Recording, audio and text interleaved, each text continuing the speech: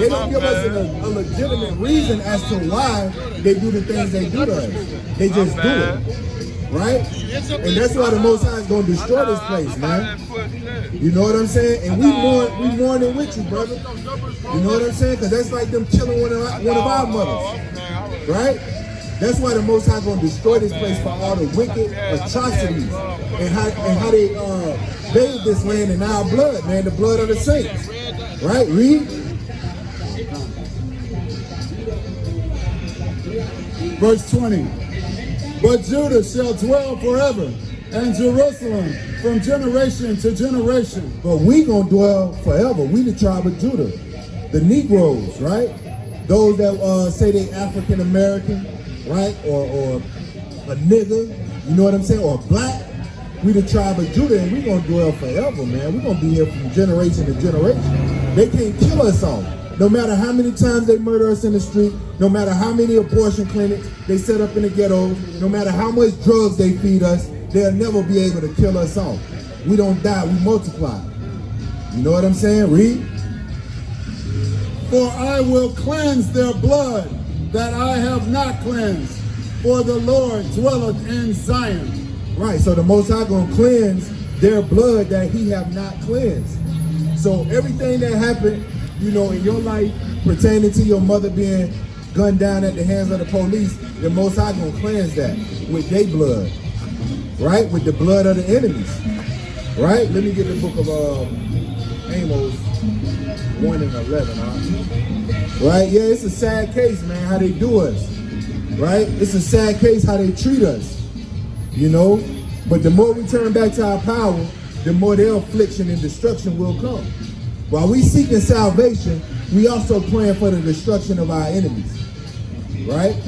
You got to pray for the destruction of your enemies. That's something that they won't teach you in the Christian church.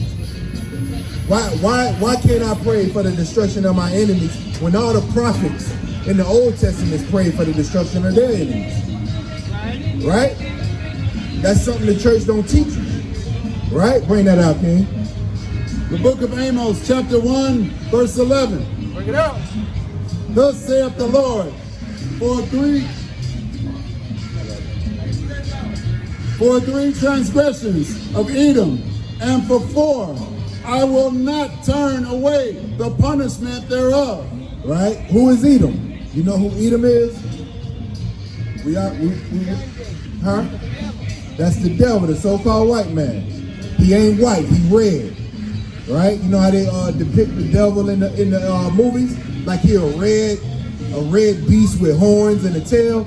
No, the devil is the white man that be walking by you. Or the white man at your job. The white people that run this country. The white people that run this world. The white supremacists. Those are the Edomites. That's the devil that the Bible speaks of. Right? Read. Because he did pursue his brother with the sword. We his brother, the children of Israel, Jacob, right? He pursued us with the sword, his guns, right? He take us out with his sword. That's his blessing, his guns. That's why he got the military, the planes. Huh? Yeah, it's real. So he really killed his brother for real? Yeah, he really killed his brother. The so-called white man really killing us for real.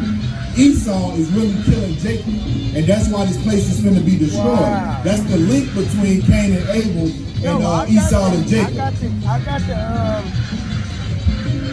because I was out here on Christmas when it was raining. It was raining real hard. I don't know if y'all all attached with each other. Who's out here on Christmas? He gave me he said, his name is Yande. I said, what? His name ain't Jesus. His name is Yahawashah. Yahawashah. And I got the little pamphlet. Yeah, y'all gave me a pamphlet on Christmas. So you've been eating. You've been eating. You know what I'm saying? You just gotta apply yourself diligently. I'm gonna stop. I don't give a damn who. You see the homies keep coming by like, nigga, come on. Bob? Yeah, eat, man. Y'all not me. Leave me alone. I'm listening to the homies.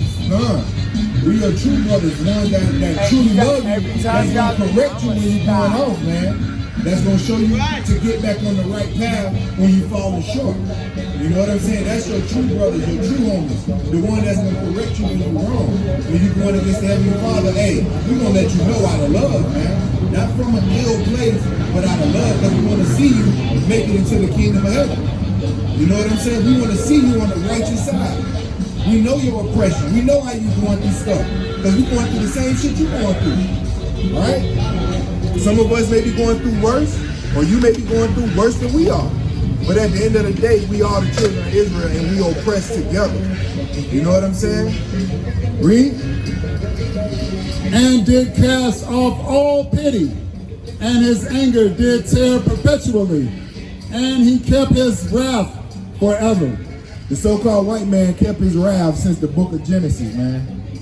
Thousands of years ago, he been mad at us. He's still mad at us. Since the beginning, since we was inside the womb together, right? The so-called white man has been our enemy, and that's our brother, right? But he broke the brotherly covenant when he started killing us like dogs, right? He was mad. The so-called white man is mad. The reason the so-called white man kill us, the police kill us in the streets, is because he sold us his birthright, right? We finessed him out his birthright, out of the promises, the covenants, the glory, the kingdom of heaven. He sold it to us. He didn't want it. But now he mad because we finessed him out the birthright, and now he want to kill us. And that's the reason why all this is happening. When you read the book of Genesis and get the understanding, it tell you why this is happening. And he made war with us. He gonna make more war with you once you turn back to these laws. It get kind of harder, right? Because you could see his evils, right? You could discern between what's good and what's evil, and you see all his evils. And he tried real hard to get you to break the commandments of the Most High, right? That's his job. But our job is to keep the commandments and rebuke this devil, right? I know that shit is hard though. Yeah, it ain't easy. It ain't easy. Let me get Ezekiel 35:1. It's hard at first. It takes practice. That's why the Most High say, rehearse the righteous acts. You got to practice. Just like basketball, right? If you first now playing basketball, you never played basketball in your life. Let's say you never kept the commandments of God in your life, right? You just not starting to play basketball. You got to learn how to dribble. You got to learn how to cross over. You got to learn how to shoot. You got to learn how to pass, right? You got to learn how to lay up, right? You got to learn how to get chemistry. You got to learn how to get chemistry with your team. So when it comes to these law, statutes, and commandments, you got to practice little by little, right? You got to practice. Okay, I can't eat swine. You know what? This week, I'm finna try not to eat swine. I'm finna go a whole week. Look, peep this. I'm finna go a whole week without eating bacon. That shit is hard. You know what I'm saying? It's hard, but that's the same thing a basketball player can say when he first started playing basketball, but now he in the NBA, right?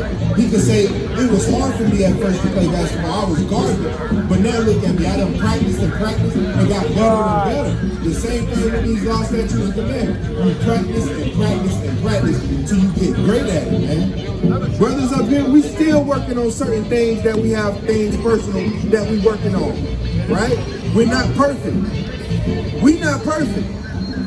But you go to Christian church, they gonna make you think, they holier than thou, that they perfect. And they not perfect, because they not keeping no laws, right?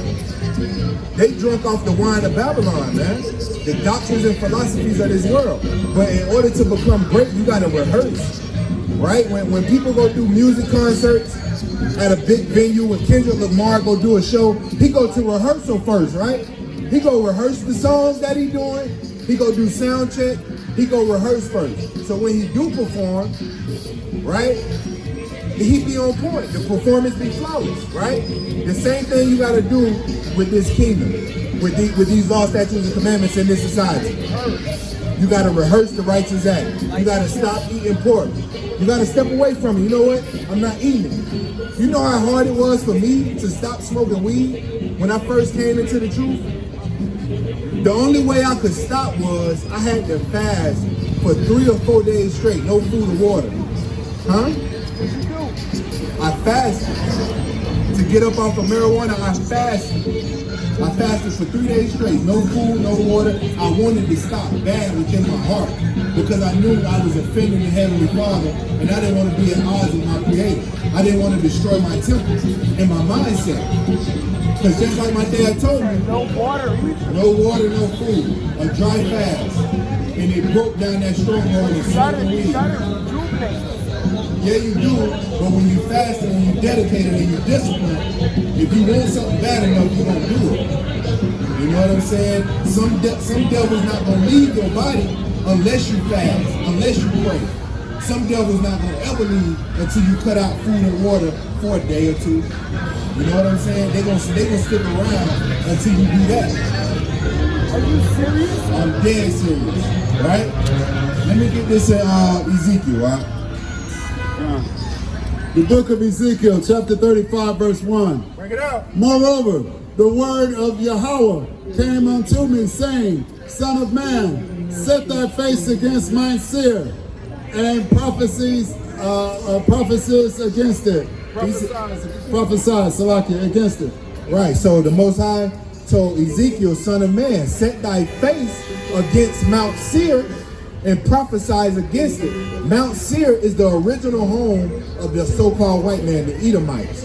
And Mount Seir today is America, right? Mount Seir today is America, right? So he told us to set our face against America and prophesy against it. Why are we prophesying against America? Because of all the death, destruction, the unjust system, right? The discrimination, the white supremacy, the pedophilia, the homosexuality, everything that go against God, they promote it like it ain't nothing, man. Right? So we set our face against Mount Seir or America, Babylon, and prophesize against it. Read.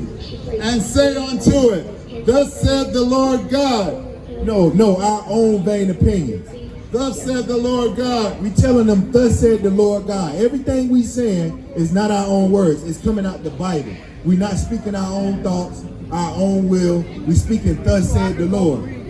That's right. Thus said the Lord, King.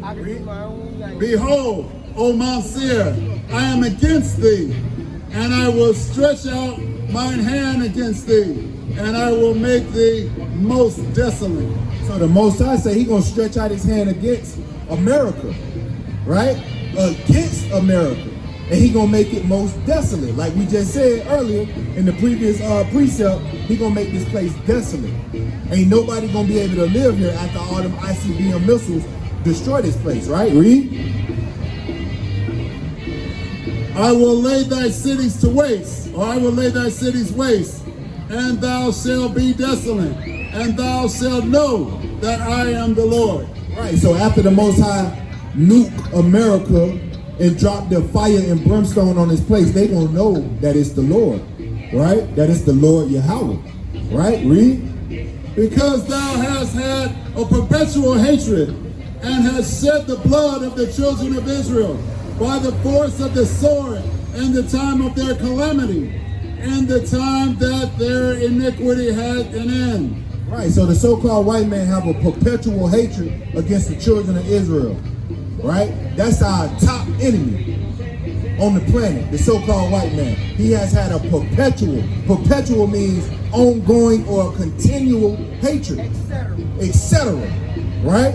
From the time of Genesis to the time of now, all the way till we finish the book of Revelations, right? No, he not. You an Edomite? Of course not. It ain't about Salaki. It ain't about skin color, right? It ain't about the color of your skin. Cause look, peep this, brother. We was mixed and mingled with all these nations. You have it was a Chinese looking boy with autism who was murdered by the hands of the police, right? He looked Chinese. But when you look at his family picture, his dad was a so-called black man, right? And his mom was Chinese, but he looked like a Chinese person, right? So let's just say a so-called black man have a child with a white woman, and the child coming out looking white, kind of. That child is not white because the seed of his father is a so-called black man. You are what your father is. right? So we can't judge off appearance, right? We got to judge off the spirit, right? And it's not about skin color, because like I said, we are scattered amongst the nations, right? So looks can be deceiving, because there's Edomites that look like us, that look black, right? But they Edomites. So you can't go by skin color per se, right? You got to use your discernment. You got to prove a friend. You got to do all that when it comes to identifying our people truly, right? You can't just look at somebody off the back and be like, oh, that's an Edomite, unless they doing something that is in their nature, right? You know what I'm saying? So you just have to use discernment. It can go. Yonder, and you might be an Edomite. That's right. You No make. matter what your Yeah, it ain't about skin color, fam. It ain't about skin color, you know, ultimately. But we know that they red and that they have a lighter complexion. They have a pale complexion. We know that because that's their mark. That's that mark of Cain that's on them. You know what I'm saying? So, yeah, read that, King. Con. Verse 6. Therefore, as I live, saith the Lord God, I will prepare thee unto blood, and blood shall pursue thee. This thou hast not hated blood, even blood shall pursue thee. Right, so just like our people got killed at that supermarket today in Buffalo, it was a massacre, right? It was a mass shooting. The Most High say blood gonna pursue these red devils, right? Because they has not hated blood. So blood is gonna pursue them.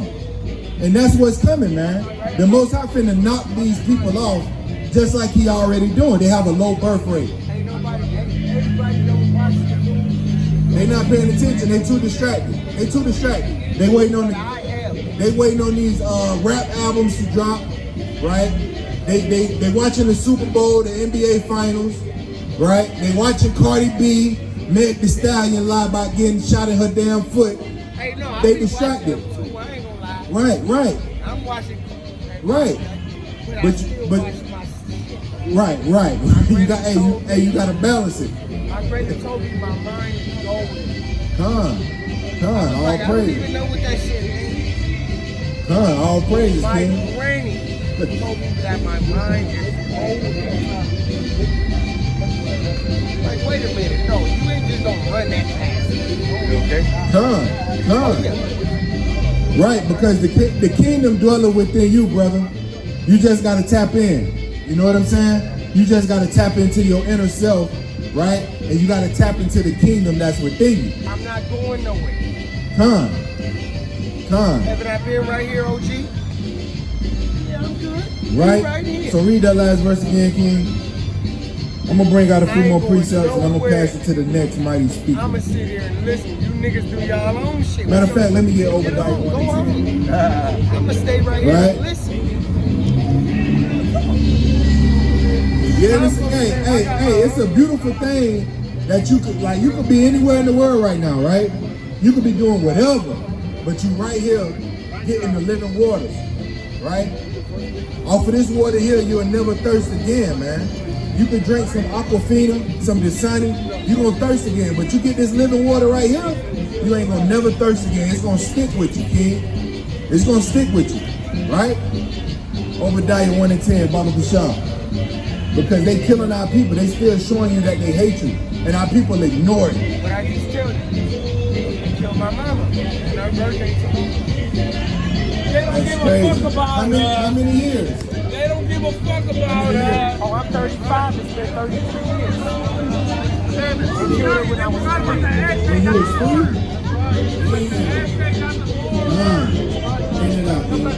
The book of Obadiah, chapter 1, verse 10.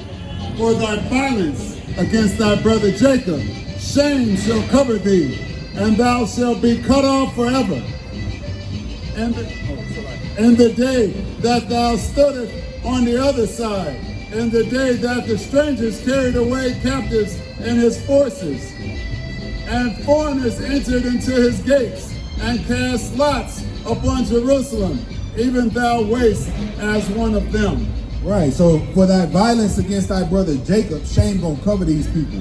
They gonna, it's gonna hit a point where all they skeletons gonna come out the closet and they gonna be ashamed of what they done to us, because the whole entire world gonna see it, just like they seeing it now.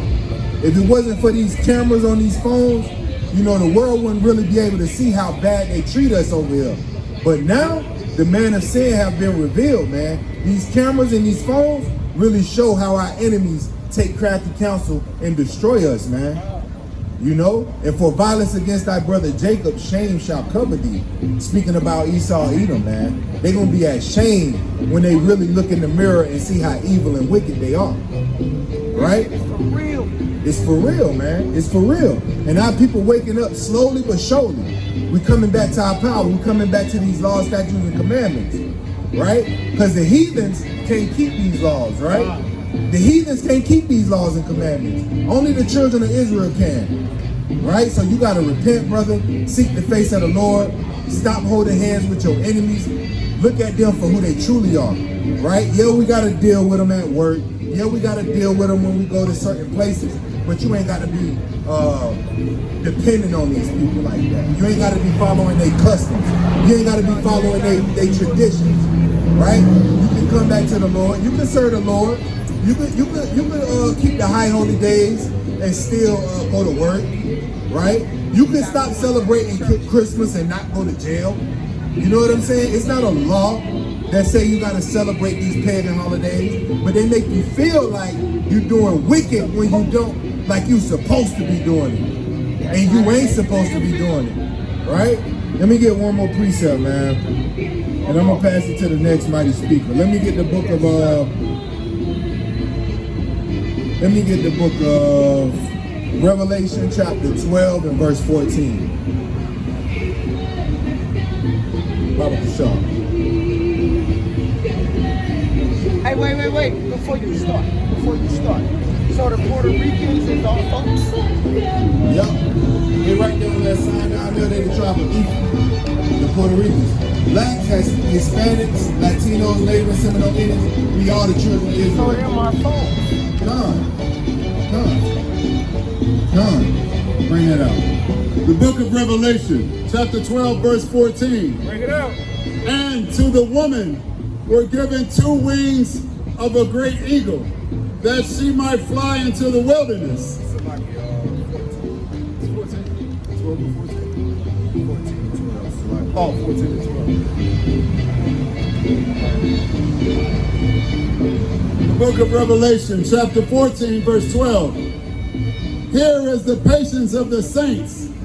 Here are they that keep the commandments of Yahweh and the faith of Yahweh Shai. Right, so here's the patience of the saints. We the saints. The children of Israel are the saints, right? But here's the, read that again, King. Here is the patience of the saints. Here are they that keep the commandments of Yahweh and the faith of Yahweh Shai. Right, so the saints. We are the saints, right? Let me get Isaiah 45 and 4, King Baba Kishar. Just to show you that we are the saints. Bring it out. Come, 45 and 4. Right? Because the so-called blacks, Latinos, Native and Seminole Indians, we are the saints of the Most High. These Arabs. No, you fucking my mind up. Yeah, that's the Most High. That's the Most High, brother. You know what I'm saying? I'm just the messenger. That's the Most High doing that. But these other nations, the Chinese, the Japanese, the Arabs, they're not the saints. Right? The children of Israel are the saints. Right? Read. The book of Isaiah, chapter 45, verse 4. For Jacob, my servant's sake, and Israel, mine elect, I have even called thee by thy name. I have surnamed thee, through though thou hast not known me. Right. So Jacob's my servant. Israel is mine elect. Right? Speaking about you.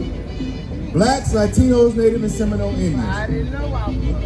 We are the servants and the saints of the Most High. We are the elect of the Most High. Let me get Romans 1 and 7. Right? Romans 1 and 7. Real quick. Just to show you that we are the saints of the Most High. Because here is the patience of the saints. Those that keep the commandments, The commandments are not done away with. You got to keep them. And the faith in Christ. You got to have faith in Yahushua, our Lord, who died for our sins, right? Read. The book of Romans, chapter 1, verse 7. Bring it out. To all that be in Rome, beloved of Yahweh, called to be saints. Called to be what? Called to be saints. Grace to you and peace from Yahweh our Father and our power Yahushua. Right. So Paul wrote a letter to Rome. That's equivalent to Paul writing a letter to the Americans, but he only writing to the children of Israel that live in America. Right? So he says, to all that be in Rome, all the children of Israel that be in America, beloved of the Most High, called to be saints. Right? Let me get Psalms 148 and 14, and I'm going to close out with this.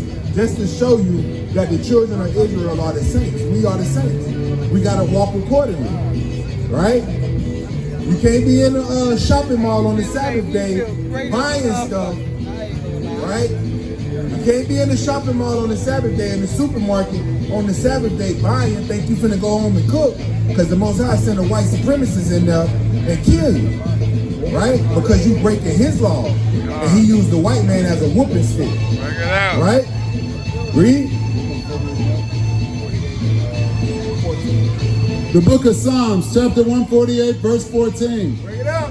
He also exalted the horn of his people and praised to all his saints, even the children of Israel. Who? The children of Israel. The children of Israel are the saints of the Most High. Right? Read. A people near unto him. We are a people near to the Most High.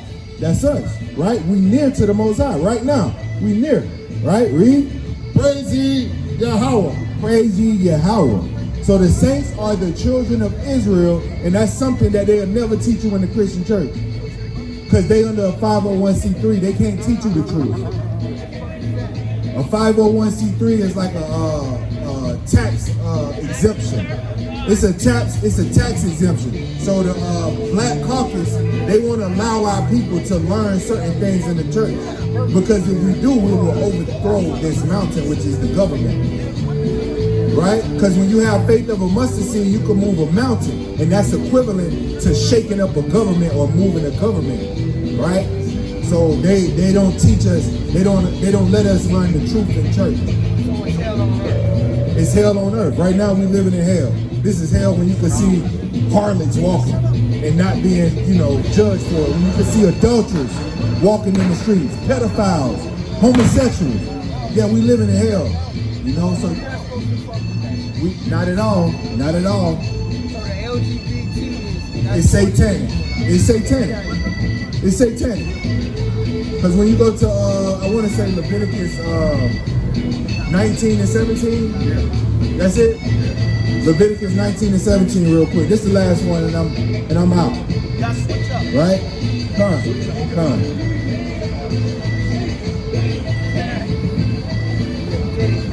Leviticus 19 and 17. The first 5 books of the Bible are very important. You want to read those first.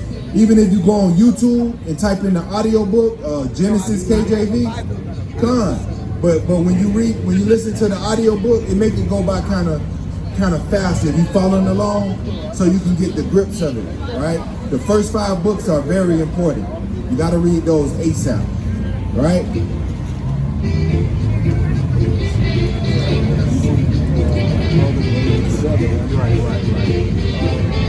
This might be. Well, thank you. You feel me, OG?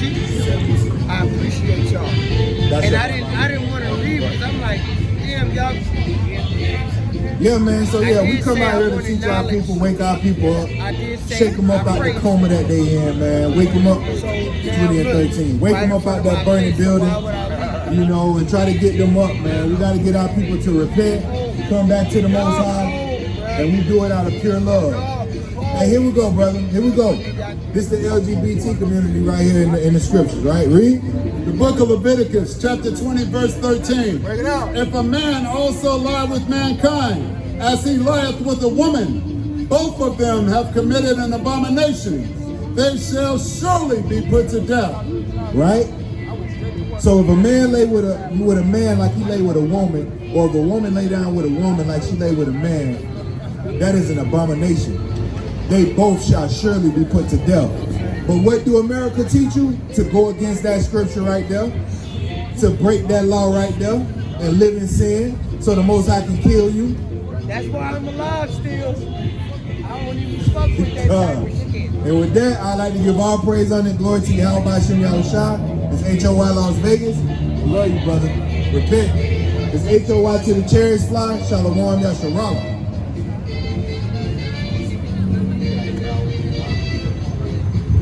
Khan, brother spoke powerfully in the spirit, edified this brother right here, and I'm hoping to some others who were listening in the audience and people walking down the street. We want everybody to get a clear understanding of what this scripture is talking about, especially if you are Yasharala. I mean, if you're Israel, that is the black, the Hispanic, and the Native American people. That's who we're trying to edify. Everybody else, this is not for you. That's all I can really say to that. It's nothing else to say because this is scripturally decided. You said he's not going to stop you from pork. No, I said I'm going to try hard. Yeah, try hard. I've been following all the other rules. Like the pork, like McDonald's and all that. Brother, pigs don't have sweat glands. All the toxicity that they eat stays in their system, and it's in the meat that you eat when you eat the pig. They eat garbage, which is why the brother brought out don't eat shrimp, crab, or lobster, and also catfish. Anything with a mouth underneath the chin is a bottom feeder. And the pig is the main land animal that's a bottom, that's a garbage eater, a muckraker, a bottom feeder. If you eat that, it's an abominable food. Like the brother said earlier, you are what you eat. Even the secretion of that meat gets into your saliva and your blood. It affects your brain thinking because you're mostly liquid. You cannot eat pork, period. It doesn't chew the cud properly. That means it doesn't digest its food. And we talking about the garbage that people literally put garbage cans there and the pig will eat that. The pig will eat you if you were in that pig trough. You got to understand what you're talking about. Don't be a slave to your taste buds, which are located right here, at the expense of all the rest of your body. That's like taking care of Rhode Island and forgetting about the rest of America. You can't do that. That's not logical. That's not analytical. That's not sensible. What that is stupefying. And I know you're smarter than that, my brother. So you got to do that. You got to do that. And also, while you're at it, look up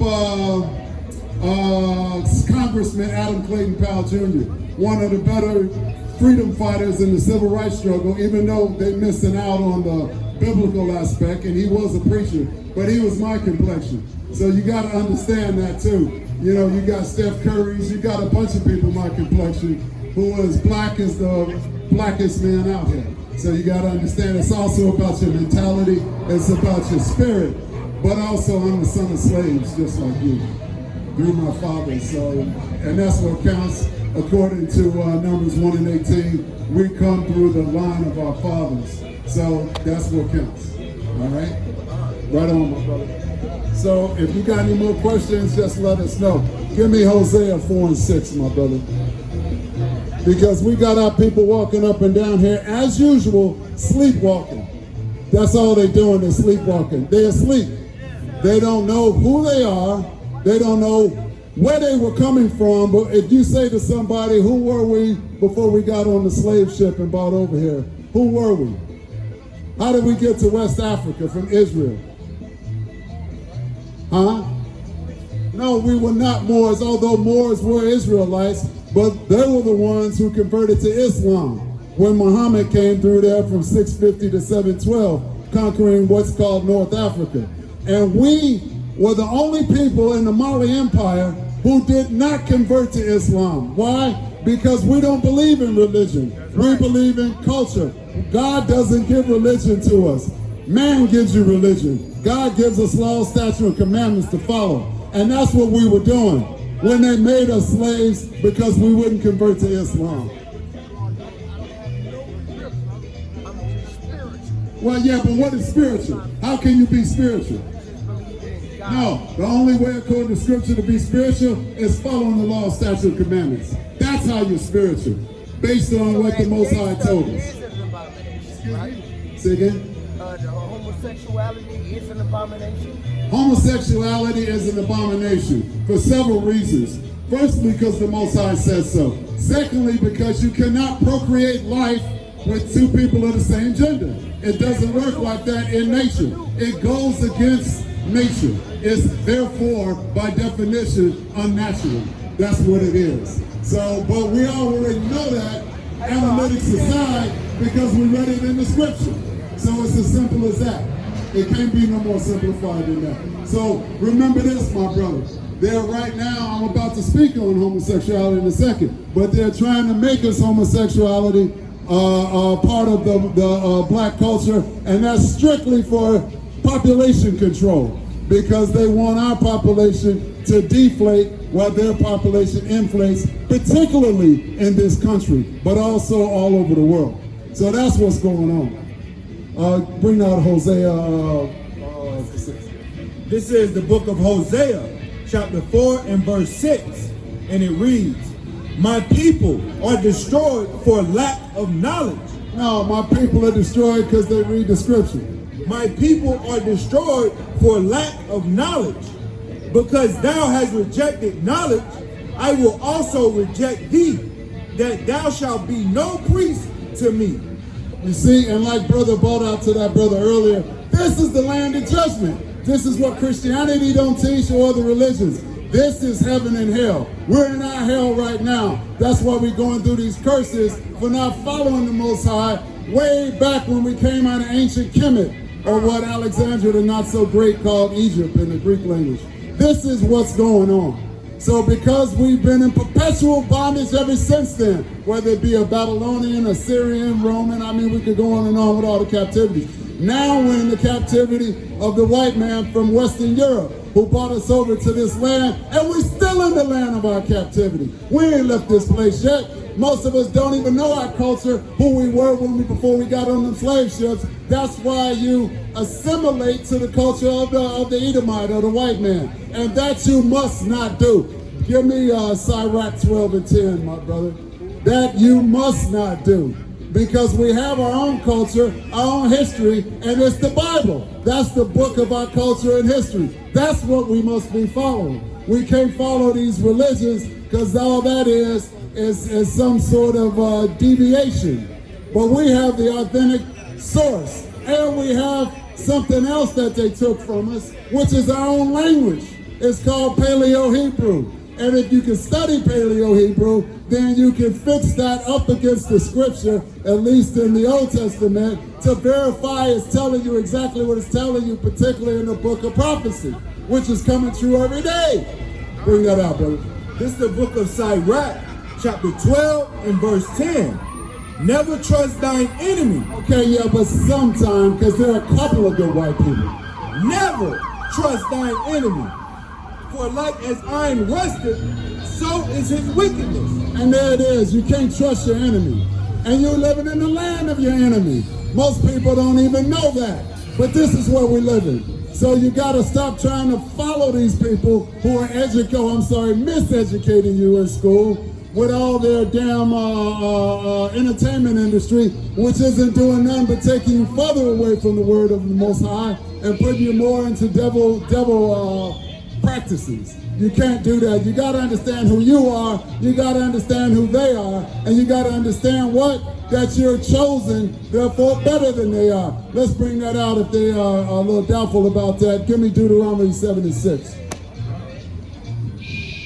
This is the book of Deuteronomy, chapter 7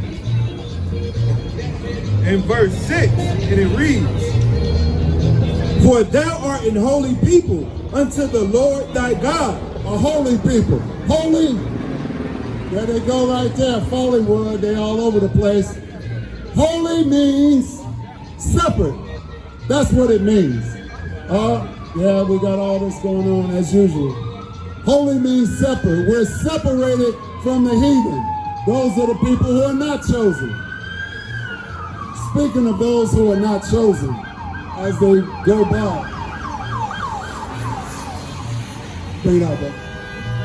For thou art an holy people unto the Lord thy God. The Lord thy God have chosen thee to be a special people A special people. That means not like everybody else. unto himself, above all people, Now, hold on. We all equal. That's what they told me in school, man. above all people, But the white man, of course, is better than us. above all people that are upon the face of the earth. Oops, there it is. That's what we are. That's who you are, Israel. It's time to wake up and start acting like it. How are we going to get to know this information? Revelation 1 and 3, my brother. That's how we get to know this information. It's not going to come through osmosis. It's not going to come because you, these people, unbelievable. It's not going to come because you thought it up or because you smoked a blunt or something and had an epiphany. It ain't gonna come from any of that. How's it gonna come? This is how it's gonna come. This is the book of Revelation, chapter 1 and verse 3. Blessed is he that readeth. Wait a minute, you gotta do what? Blessed is he that readeth, and they that hear the words of this prophecy. So now you gotta open up this book, you gotta read, and then you gotta implement what you're reading. It's really that simple. It's not difficult, but that's what you got to do. But it first comes from knowing who you are and what your mission is on earth. What is our mission on earth, Israel? Let's get that in Genesis 1 and 22, my brother. It's a simple mission. But see, every step of the way, they're putting obstacles in our path. And there's a reason for that, and we're about to get into that right now. This is the book of Genesis, chapter 1 and verse 22. And God blessed them, saying, be fruitful and multiply. No, be homosexual and not be able to multiply. Be fruitful and multiply, and fill the waters and the seas, and let fowl multiply in the earth. All right, now let's get into it, Israel. Because if you want to know the truth, statistically, our people are the only people in this country who are on a regression population-wise. Everybody else's numbers are going up. Even the Edomite, the white man's numbers going up, and his woman is not even fertile. How do we know that? Because in 29 of the 50 states, their birth rate is less than 0, meaning that more of them are dying than being born. How is it their numbers are not going down? I'll tell you why. Because Jim Crow Biden gonna let millions of them in the country from the Ukraine. He don't even give them so much money to fight Russia.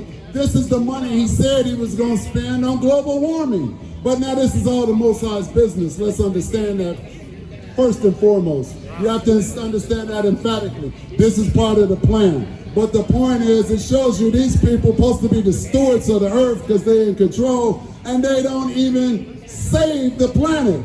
They don't save all the species. And of course, they care nothing about you, Israel. You the one they really trying to destroy first and foremost. That's what's going on. Now let's go to Exodus 20 and 13, my brother. This is a shame, Israel. And we could do so much better with just a little understanding. But nobody want to understand nothing because you're too busy being entertained. This is the book of Exodus, chapter 20 and verse 13. Thou shalt not kill. Whoa. Now in Hebrew, the word kill means not to murder. Because if someone's trying to take your life, you can always defend yourself. That's not the problem.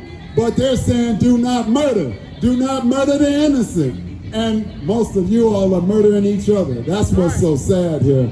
This is what's sad. So we could do a lot better than this, Israel. Leviticus 19:18, my brother.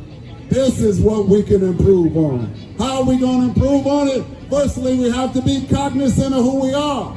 Then we got to understand scripture to know what we should be doing based on who we are. Y'all too busy following the heathen, and this ain't even for them. That's why we all too confused. Bring it out, brother. This is the book of Leviticus, chapter 19 and verse 18. Thou shalt not avenge nor bear any grudge against the children of thy people. Now hold on. The Bible says don't have any grudge against your people's children. Israel, we so messed up, we even got a grudge against our own children. And what do I mean by that?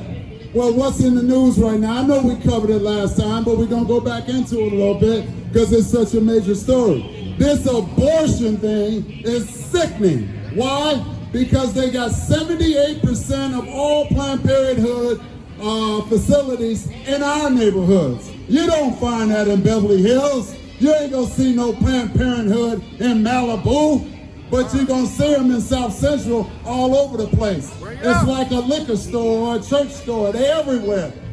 And we lost over 20 million of our own children in the last 49 years since Roe versus Wade in 1973. We did not get a gun pulled on us and forced into them clinics. The women drove their car to the parking lot or got on the bus, and then they walked up in there and let these people kill their own babies. Now I understand, I know it's economically decided, some people would say, but we happen not to believe that you kill children because they're poor. That's ridiculous, Israel. You can do a lot better than that. In fact, for all the girls and the sisters out there that say they pro-choice, I agree with you. You should be pro-choice. You should choose not to fornicate. You should choose not to commit adultery. That's your choice. That's right. And you brothers, it ain't about the sisters just keeping their legs closed. You got to stop trying to penetrate everything that moves. You got to both have a higher moral compass than that. Because look at what you're doing to our people. That's why our population is on the decline. Why? How can we have 12% of the population in this country 50 years ago, and we still at 12%? Hello? Hello?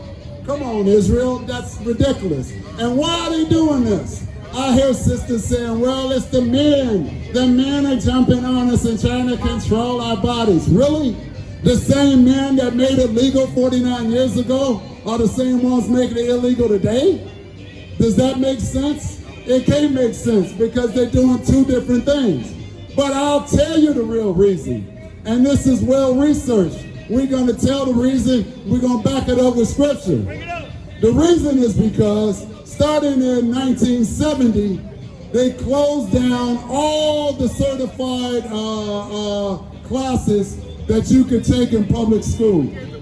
Before 1970, you could go to public school and you could become a certified mechanic. You could be a certified carpenter. You could be a certified welder. You could be there's just so many different classes. They had shop classes. Now they still got them in school, but after 1970, they took the certifications out. What does that mean, Israel? That means now you gotta go to the Edomites bank to get a trade school degree to become certified. You can learn about it in school, but unlike your grandfather, you can't be certified for free because they didn't like us having all those businesses back then and having all those good factory jobs. But you're all not old enough. A man could work in a factory back then with great benefits, great retirement. His wife didn't have to work, and he could own a house, 2 cars, and send his kids to school. You can't do that no more. It's a different economy we got now. And you guys falling for the okie doke. So what happened throughout the 70s? Then they took all those factory jobs and closed them out of our communities. Yeah, they sent them to China, Brazil, wherever, but they're not in your community anymore. Now you ain't got a job.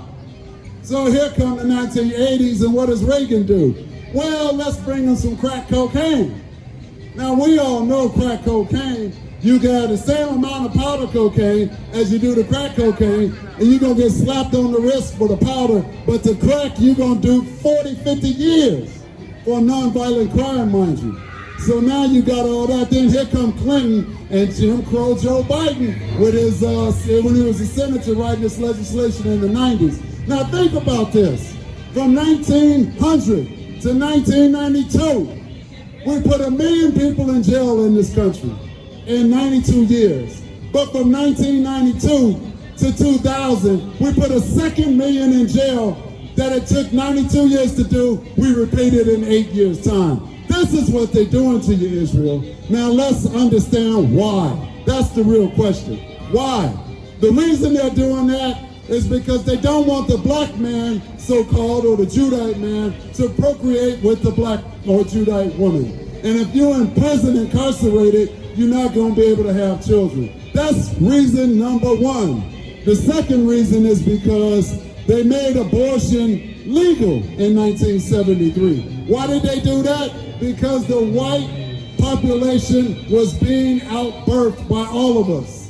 So they figured what we're going to do now is have a system where your men are in jail and your women are going down to the abortion clinic. That's what happened. That's why we're on the decline.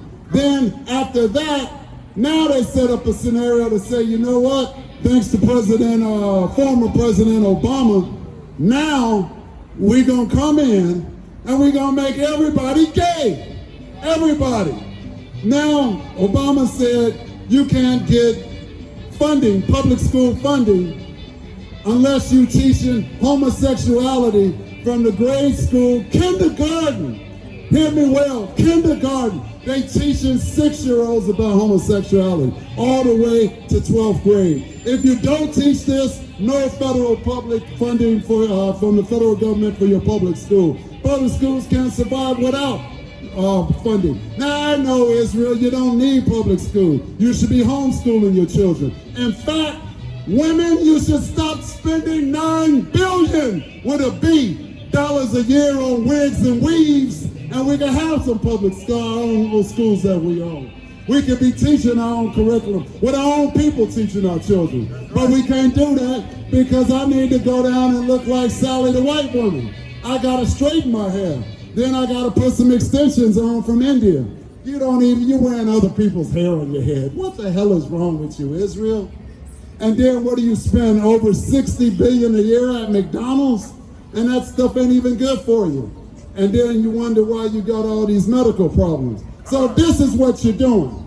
Now, they're at a position now to say, well, look, a lot of y'all are locked up. The ones who ain't locked up, now we're making all y'all gay and homosexual. So now we can say, let's make abortion illegal again. Why? Because it was really about stunting your population growth. That's all it was ever about. Now they can make it legal, or illegal rather, again, because too many black people incarcerated are homosexual. So they ain't worried about you bringing your numbers up anymore. This is about the white woman not procreating with her man, because they're in 29, which is more than half the states in the country, are now the zero population birth rate. So now they're gonna make it illegal again. And you all are so stupid. Y'all think this, what's her name? Cori Bush, the representative from the state of Missouri. She's running around saying we should regulate sperm. We should give men vasectomy. There's a black woman talking. Now, I ain't gonna say Israel because she don't know she Israel even though she is, but she talking like a foolish white woman. She would rather have her men take vasectomies, which is still gonna play into their real purpose of having us decline our numbers. This is what it is. This is ridiculous and stupid. How about, this is just a concept, but how about following the law, statutes, and commandments in the scripture? And then you don't have to go through any of this unnatural foolishness. And then your numbers can go back up. And you can build a strong nation. Stop wasting all your money on aesthetics and fast foods. Then you can have schools to educate our children. This is how you move up. But we're not interested in that because we don't even know who we are. We thinking this is a gender issue when it's not a gender issue. This is about your numbers in terms of a percentage per capita in the country being affected in a negative way. That's why they made abortion legal, and that's why they make it illegal now. It ain't got a damn thing to do with no white woman or any other woman. It don't, because their numbers, they want to see them rise. That's the only thing. But it has nothing to do with any of that. It has to do with your demise, Israel, because that's what it's been ever since you stepped off the first slave ship. It's been about your demise. They'll use you. They don't even use you. They'll misuse you for their own economic gain, and then they'll kill you or throw you out the window. It could care less about you. That's why you were slaves until you died. I don't care if you reached 100 years old, you were still a slave. And this is what people don't understand. This is what they don't understand. Let's bring out some more on them, brother. Give me Romans 13 and 9. This is what you don't understand. We could do a lot better than this, Israel, but then we're going to have to go back to Revelation 1 and 3 and read. And I know y'all rather be entertained because the game is on later. I know BET is on and all this other crap. Instead, you did everything but read. And that's why you don't know nothing. Bring it out, brother. This is the book of Romans, chapter 13 and verse 9. For this, thou shalt not commit adultery. Thou shalt not kill. Thou shalt not steal. Excuse me, sisters. What's the number one cause for black death in this country? No, it's abortion. It's your sisters walking into the abortion clinic. Over 20 million dead. There's not even been 1 million black men killed in the country in the last 50 years by black people. And we do have a problem with black on black crime. But that's not the real reason. It's because sisters like you going in the abortion clinic. That's the reason. Thou shalt not bear false witness. Thou shalt not covet. And if there be any other commandment, it is briefly comprehended in this saying, namely, thou shalt love thy neighbor as thyself. Now, all of that, adultery, fornication, everything else, this is how you get out of abortion, Israel. But see, first you gotta love yourself. You gotta love the Most High with all your heart, mind, and soul. You gotta love yourself with all your heart, mind, and soul. You gotta love your brothers and sisters with all your heart, mind, and soul. If you're not doing that, yeah, okay, I don't want to be pregnant. Me and this guy ain't getting along. Let me go down here and terminate the pregnancy.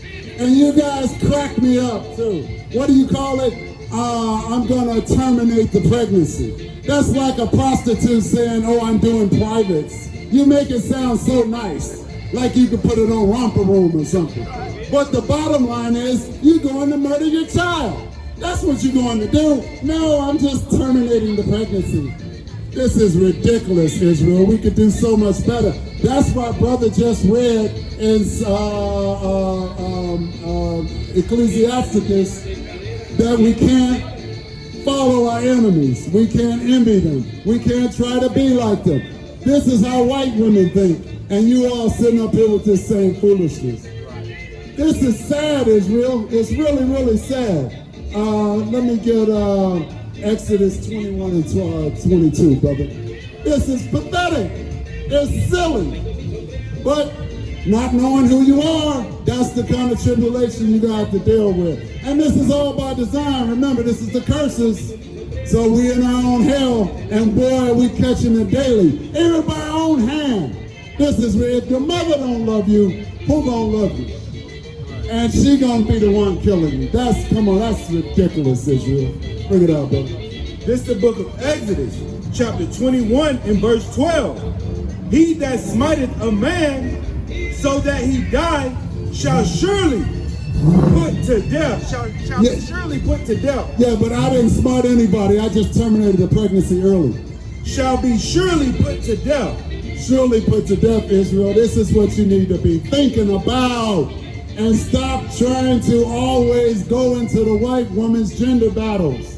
We care less about them. You know, when they lived in the caves, you know how they used to pick a woman? They go up to the woman and bang her on the head with their stick.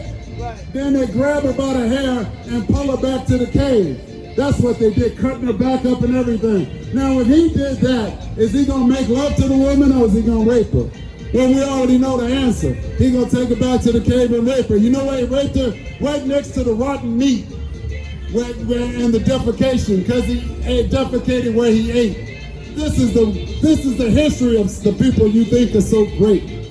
They're not great. They didn't even have the ability to speak. They were grunting and groaning. Just like in the movies you see about the prehistoric people. We never did that. We were building all kinds of monuments. We had all kinds of riches and treasures at that time. They didn't even have the ability to speak. And this is the guy you're looking up to? Are you crazy? That's amazing, Israel. We could do too much better than that. With a little understanding, not a lot. Let me get, brother, the wisdom of Solomon. The word of Solomon, 12 and 5. Because this is where we're making our mistakes, Israel. We're not knowing who we are or what we're supposed to be doing. We're out here following this foolishness of the heathen. Yeah, I said the heathen.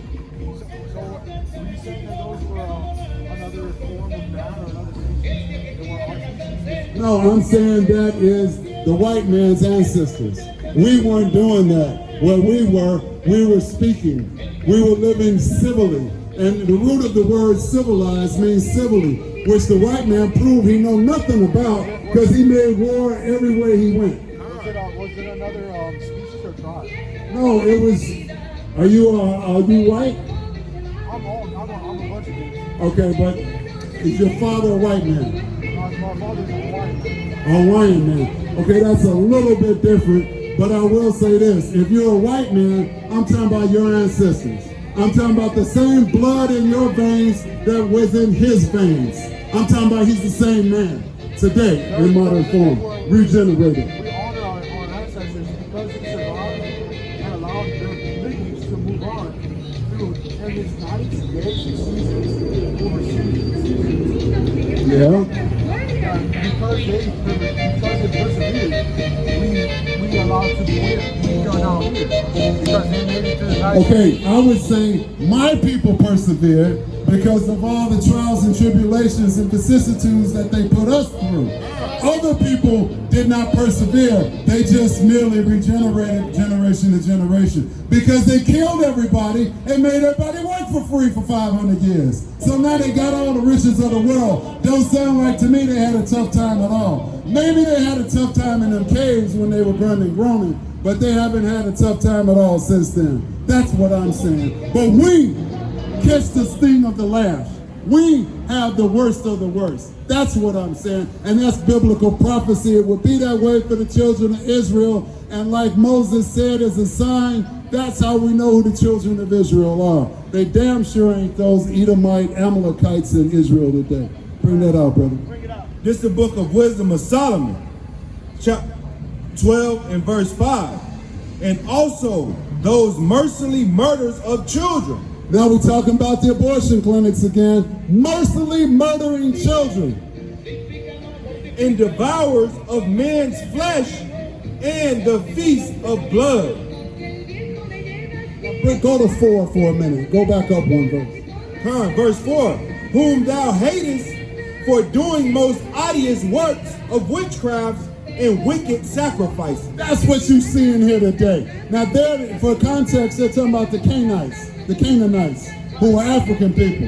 And that's why the Most High gave us, one of the reasons he gave us that land, which they were already in. He put them in that land before to punish them for their sacrifice. They used to have sacrificed their own children because they thought that it would give them more fertility to have more children. How backward is that?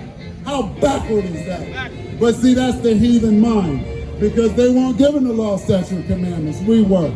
So that's why we have to be on a higher plane, Israel, not following the heathen and every silly thing that they're doing. Bring it out. Now remember, yeah, right.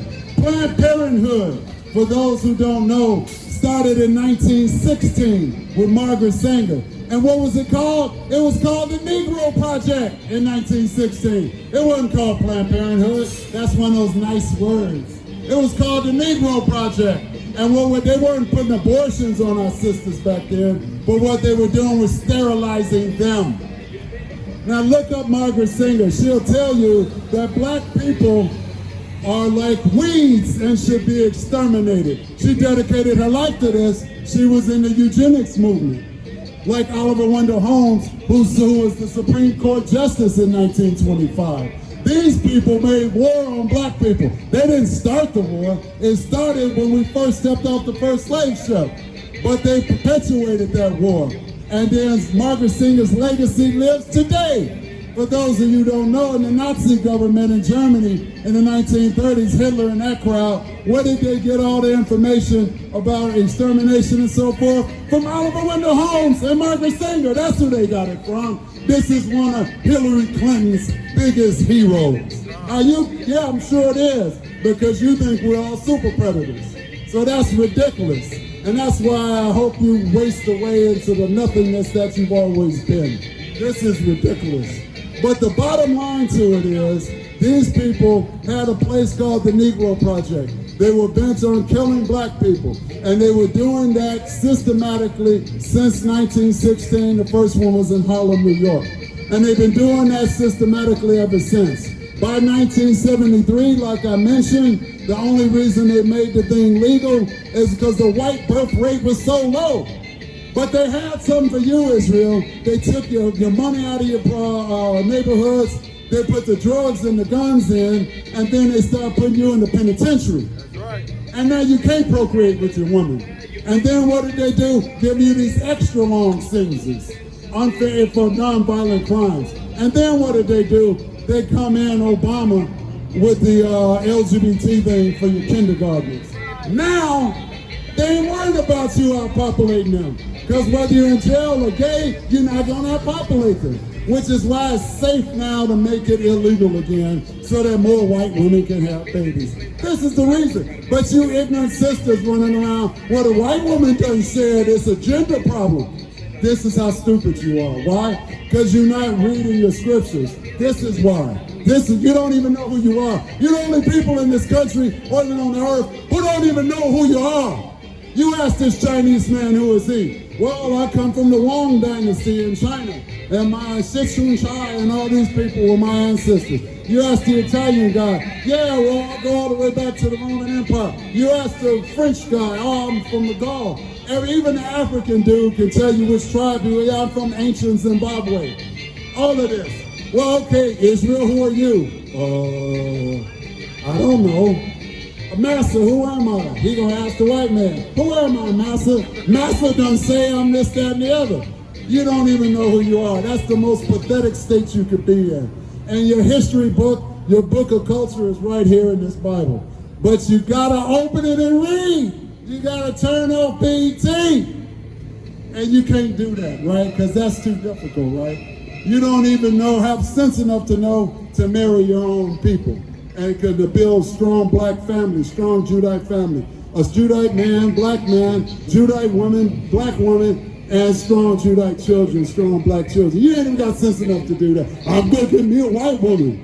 And then the sisters, well, then I'm gonna get me a white man. How ignorant and disgusting, I might add, is that? You guys are lost, man. Let me get Matthew 5:21, brother. We lost out here, Israel, and we thrilled to death about it. Can I say something real quick? Sure. On the mic? I'm gonna say it I'm beginning to understand and believe in myself and as us, as children of the stars, extension of the light, and that we should shine forth the light within us, and the light that we come from. For the light is created and from our Father in heaven. And all things are tied together into a beautiful, intricate, interconnected process of life that we have the privilege to be a part of. Well, that's all well and fine, and that exudes from your culture, which is what I'm talking about. Israel, we need to know our culture. We need to have information coming from our ancestors and adopting those practices. That's what we need. This guy here, you said Hawaiian, right? Yes, sir. Okay, so he has an understanding based on Hawaiian culture and the other people that are in his background. You don't have that, Israel. You don't even know who you are, and you're not even reading the scriptures. Well, maybe with Christianity, what 3 scriptures you read, but you're not reading the scriptures with the understanding as your history book or book of your culture. This is what you're supposed to be doing, Israel. We got the heathen doing it, you can't even do it. Shame on you, Israel. Bring that out, brother. Matthew 5:21. It's the book of Matthew, chapter 5, verse 21. Ye have heard that it was said by them of old time, thou shalt not kill, and whoso... But we can terminate the abortion, surely. Thou shalt not kill, and whosoever shall kill shall be in danger of the judgment. Oh, you sisters who went up in them abortion. Some of y'all are 3-time scrapers. Y'all been up in there 3 times. Killed 3 babies already. and you're going to get this judgment. Now, you can repent and never do it again. All right, my brother. You can repent and not do it anymore, but you're going to be under the wrath of the Most High. Let me tell you something. For all of you sisters who think it's a gender divide like the white woman, which is ridiculous. Our sister, Ida B. Wells, who lived over 100 years ago. She was an activist, a freedom fighter, struggler, and all that. This sister here, in 1913, in March 3rd of 1913, they had a big parade down Pennsylvania Avenue before this racist President Wilson was inaugurated the next day. And all these women were into the suffragette movement, trying to get the right to vote by 1920. And don't think they're your sisters. White women got to vote in 1920. Black women all over the country didn't vote for president till 1968. Now, come tell me about some equality and sisterhood. That ain't no sisterhood. What did these women do? They told Ida B. Wells and the black women, y'all can't march with us. Y'all gotta have your own march behind us, because they understood that y'all black. That's what they understood. They didn't see no women gender equality. They've always looked at you like second-class citizens. That's why you didn't get to vote for 48 more years for president. Well, the voting rights was in 65. So in 66, you got to vote, but not for president until 68. So this is what happened. And what did Ida B. Wells do? She started a movement called the Alpha Suffragette Movement. And what was her motto in that movement? She fighting for women's right to vote when women didn't have a right to vote. But what did she understand? She said race issues first, race issues last, race issues always. That was her motto. She understood her enemy ain't the black man or the Judite man. She knew the white man and the white woman were the enemy, even though she was fighting for women's rights at the time. She knew something 100 years ago. Y'all still don't know today. I'm sorry, 110 years ago, 11 years ago. Y'all still don't know it today. Y'all still don't know it. Y'all sitting around here listening to people like Gloria Steiner, who used to head the white women's movement 50 years ago, telling you not to have a husband, not to do this and that and the other, and then she go home with her husband. Right. You've been fooled. And then, of course, she came out, she was an FBI operative. Not an informant, an operative. She was an agent. And y'all listening to her? This is, Israel, y'all making me want to cry. Caesar Bozier. All right, Caesar Bozier, how you doing, man? Yeah, I heard you a pedophile, slept with your sister. I mean, you did all kind of evil things. And then, of course, they put your face as Christ. And you about as far from Christ as anybody can be. That's a damn shame. And you walking up and down the street pictures. And who taking pictures with him? Israel. Oh, you look like Jesus. Let me take a picture. This my Jesus right here. The white man. This is pathetic, Israel. This is pathetic. And of course, his name ain't even Jesus. That's a European name. And the letter J didn't come out till 1634. This is ridiculous. Come on, read a book. Start with the scripture. And then read some more books. Learn who you are. Learn how you're supposed to be moving in this society. Let me get Psalms 27:3, brother. Come on, Israel. Now, nobody perfect. We're striving for perfection. But y'all ain't even in the game yet. Come on, man. Y'all could be better than this. This is the book of Psalms, chapter 27 and verse 3. Though an host should encamp against me, my heart shall not fear. Though war shall rise against me, in this will I be confident. You're already in the war, and y'all ain't even cognizant of the fact that you're under attack. Black people been under attack in this country and still are. This is the problem, Israel. Let me get Ezekiel, brother, 15:8. We're going to knock them out so we can wind it down. But this is the problem, Israel. We got to know who we are, what we're supposed to be doing, and supposed to be following the law, statute, commandments of the Most High. Oh, my God. And men should be men, and women should be women. We don't need men out here wearing wigs and dressing like women. You're a man, act like a man. Go get a wife and have some children and raise them up in righteousness to be a part of Israel. But instead, you rather go out here and try and be more effeminate than the women. This is ridiculous. That's sad. This is the book of Ezekiel, chapter 15 and verse 8. And I will make the land desolate, because they have committed a trespass, saith the Lord God. This land is going to be desolate. But I'm reading this for Israel, because all y'all in these abortion clinics and all this crap, you're going to be desolate yourself. Just like that. Oh, and let me say this real quick. Did you know there's a stem cell industry in this country? You can get stem cells put in your body to make you younger, to improve certain organs. And we all know black people are the strongest organs, not just because we're the first people, but the darker you are, the more vitamins and minerals you have in your system. That's scientific biology. I'm saying that being lighter, but it's the truth. A lot of people who are darker want to become like lightning cream and all this silly crap, blue and green extensions. All that means you're weaker genetically.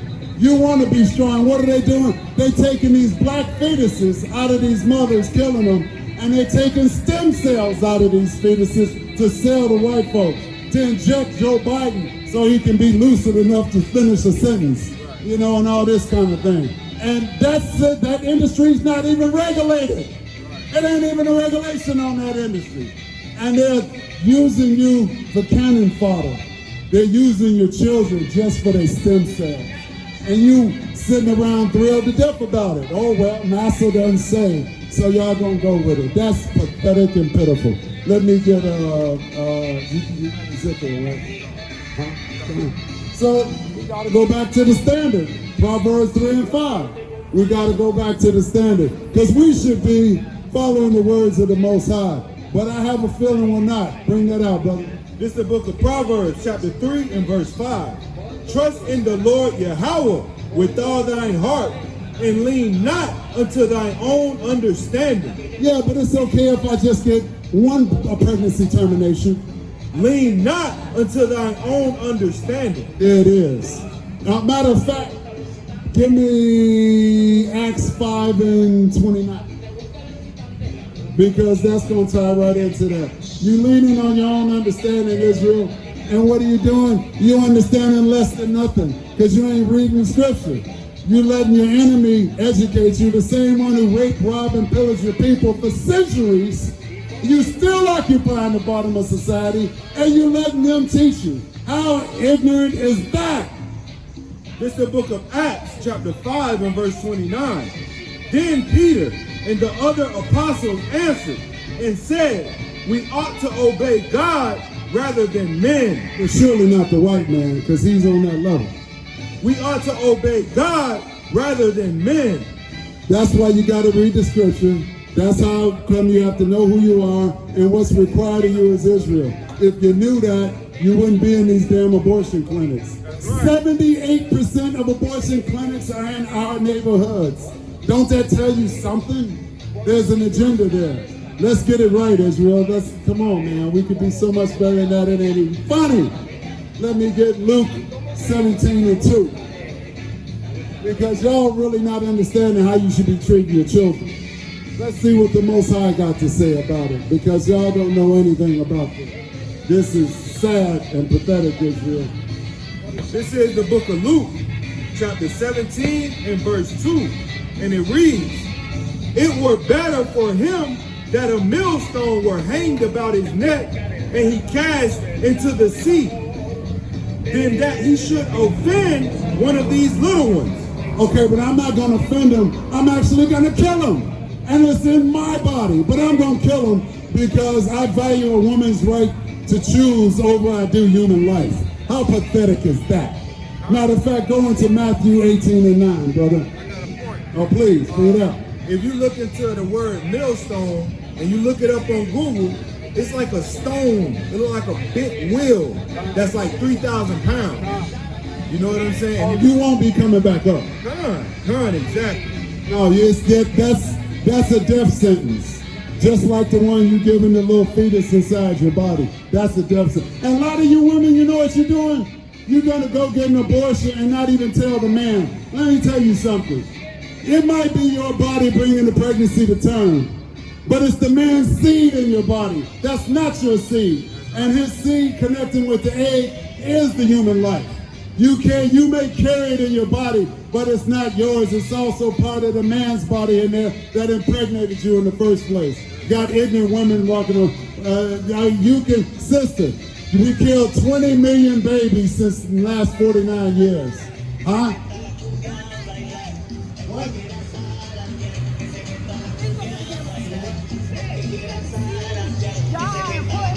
No, I didn't say anything about important. I said the baby belongs to both people. We do carry the seed, that's the life. Man has the seed that's in the sperm. Yeah, that's fine. And therefore we both have a part of it. But it's not just your body, it's ours. Because it's my seed. No, but I'm talking about the baby. It's ours because it's my seed and your ovary, your egg. That makes it our child. You can't get pregnant on your own. Excuse me? Yes, indeed. And so are you, sister. Once you come back to the full knowledge of self and who your people were before antiquity. Our people are the Black, Hispanic, and Native American people who used to live in the northern country of Israel and the southern kingdom of Judea. We would be from Judea. Where do you get the word Jew from? That's who we are. But we run around here thinking we niggers, thinking we African American, thinking all kind of foolishness that we're actually not, and listening to white people tell us how to conduct our business. That's what we're doing. Why y'all always talk about white people? Because they control this land. We talk about Chinese, we talk about the Arabs, we talk about Afghan, we talk about the Indian, we talk about everybody. What do you mean they control? You think they control the land? They control the United States of America. They bought you here on slave ships. I'm talking about your ancestors. I'm talking about your ancestors. My ancestors were never in Africa. Where were they? They were in DC. They had never been in Africa. Okay, let me say this. Go back several generations. But what does that have to do with today, though? What that has to do with is you're still in the land of our captivity. No, I'm not. I'm not in captivity. I said the land of our captivity. Where we were. How is this your land? This is everyone's land. So you saying the white man owns this land? This land is my land. This land is your land. Sweetheart, let me say this, my sister. How many banks do you own? How many of these businesses do you own? How much of politics do you have where you can regulate the law and legislation? This is their land. Yeah, it is. Well, you know what? I'll tell you what. If this ain't your land, you could do this. Go down to LAX, try and get on a plane, going to a foreign country without a passport. And when they don't let you, come back and tell me how much of this is your land. That's ridiculous. Sister, that's not reality. They govern every move you make. They govern every move you make. I'll tell you another thing. Get out, yeah, that's fine. That's fine. That's fine. But they're the ones who are legislating that. If we were in there, we could legislate it differently. It does matter, emphatically. Yeah, sure it does. Sure it does. No, because they need a passport as well. That's not the point. The point is they're the ones who come up with the regulations. I tell you what, you stand out here and act a fool in the street and see how fast these white cops don't come and put you back in your place. I'm sure you did. We saw them too. But I'm saying,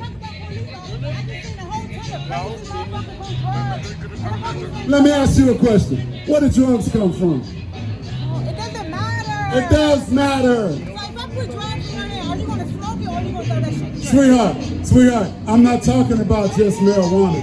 They bought heroin in this country. They put it in our neighborhoods. They bought cocaine in this country. They put it in our neighborhoods. If we ran the country, there'd be no drugs here. But because they run the country, they bring us here to keep us dormant and docile so they can keep us subjugated underfoot. You gotta understand what's going on, sister. You gotta understand. I understand what's going on. Okay, just hear me out. So if I put drugs in your home and guns and all of that shit, are you going to do it? Or are you going to Sister, get rid of it? if I take your whole economy out of your neighborhood and you have nowhere to feed your babies, you have nowhere to entertain yourself since that's so important, and then I bring some drugs and some guns, people gonna create an underground economy. That's what happened. Now maybe you're above all that, but not everybody else. And I'm talking about us as a collective. I'm not talking about just you as an individual. I'm talking about us as a collective. And that's the problem we have. Yes! Yes. But just because they put drugs into the community, weapons and all that, it don't mean we have to partake in it. We can easily get Again, that's individually decided. But most people talking to you, sweetheart, how can you have common sense when the people who are your enemy, who put you on the foot in the first place, are the ones educating you? How can you give me Deuteronomy 28 and 68? Where did that Bible come from? Who's educated? We wrote this Bible in Paleo, Hebrew, and Antiquity. Even, hey, let me tell you something.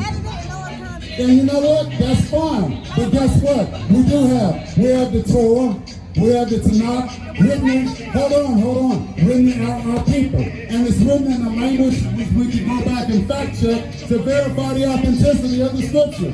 It's not for Christians. Where can you verify the authenticity of the scripture? Where do you want to use to verify? You can get a Torah, it's written in Hebrew, and you can look at the words in Hebrew and translate them. I'm getting the original source. That's what it is. King James only had it translated in English so everyone who didn't speak Hebrew at the time in those lands could then start to understand. Because before that, you'd be put to death if you read the Bible. That was under the Catholic system when they read the Vulgate. So you have to understand why they did these things. And that was to help his people. That has nothing to do with the white man. The white man wasn't even present at the council of Nicene. He wasn't there. There were no white people there at that time. They took credit for these things later because where did you learn to be a Baptist? On the slavery plantation. That's where you learn that. And that's where they told you, well, you gotta love Massa. I don't care if he raped your child, you gotta love Massa. And that's what our problem is today. We still love the people that hate us, that mistreat us, that murder us. They did your ancestors. That was 400 years ago. No, sweetheart, slavery ended in 1865, chattel slavery. That was, let me tell you something. Excuse me. My grandfather, all 4 of his grandparents were on a plantation. That's only 4 generations ago. Now you might be a little younger than me, but it's 5 or 6 generations. It's only 150 some years ago. That's all it is. And whoa, she sound like the white man. It was 400 years ago. It was 150 years ago. My ancestors were, and their blood flows through me. Yeah, and I'll tell you something else. And I say one more thing. And the system that they set up based on our free slave labor got them trillions of dollars. That's why they own everything, and we're put in poverty. That's still perpetuating today. Oh, yes, it is. So poverty is due because of who? Who do you think caused poverty? Right? The white people, the white man, the people who run this country? Systemic poverty is systemic. That's just like racism. It's a system. It's not based on whether individual like you or not. Collectively, I'm speaking collectively. I am too. I said systematic. That's collective. About one person. Come on now. I said systematically. That's collective. That's collective. Okay then. I mean one singular person. I said because you were saying you're free or something like this. No, but you got moved on to another question, so I was answering that question. The bottom line is this, sister. You can't, come on now. But sister, the bottom line is you're not free in this country.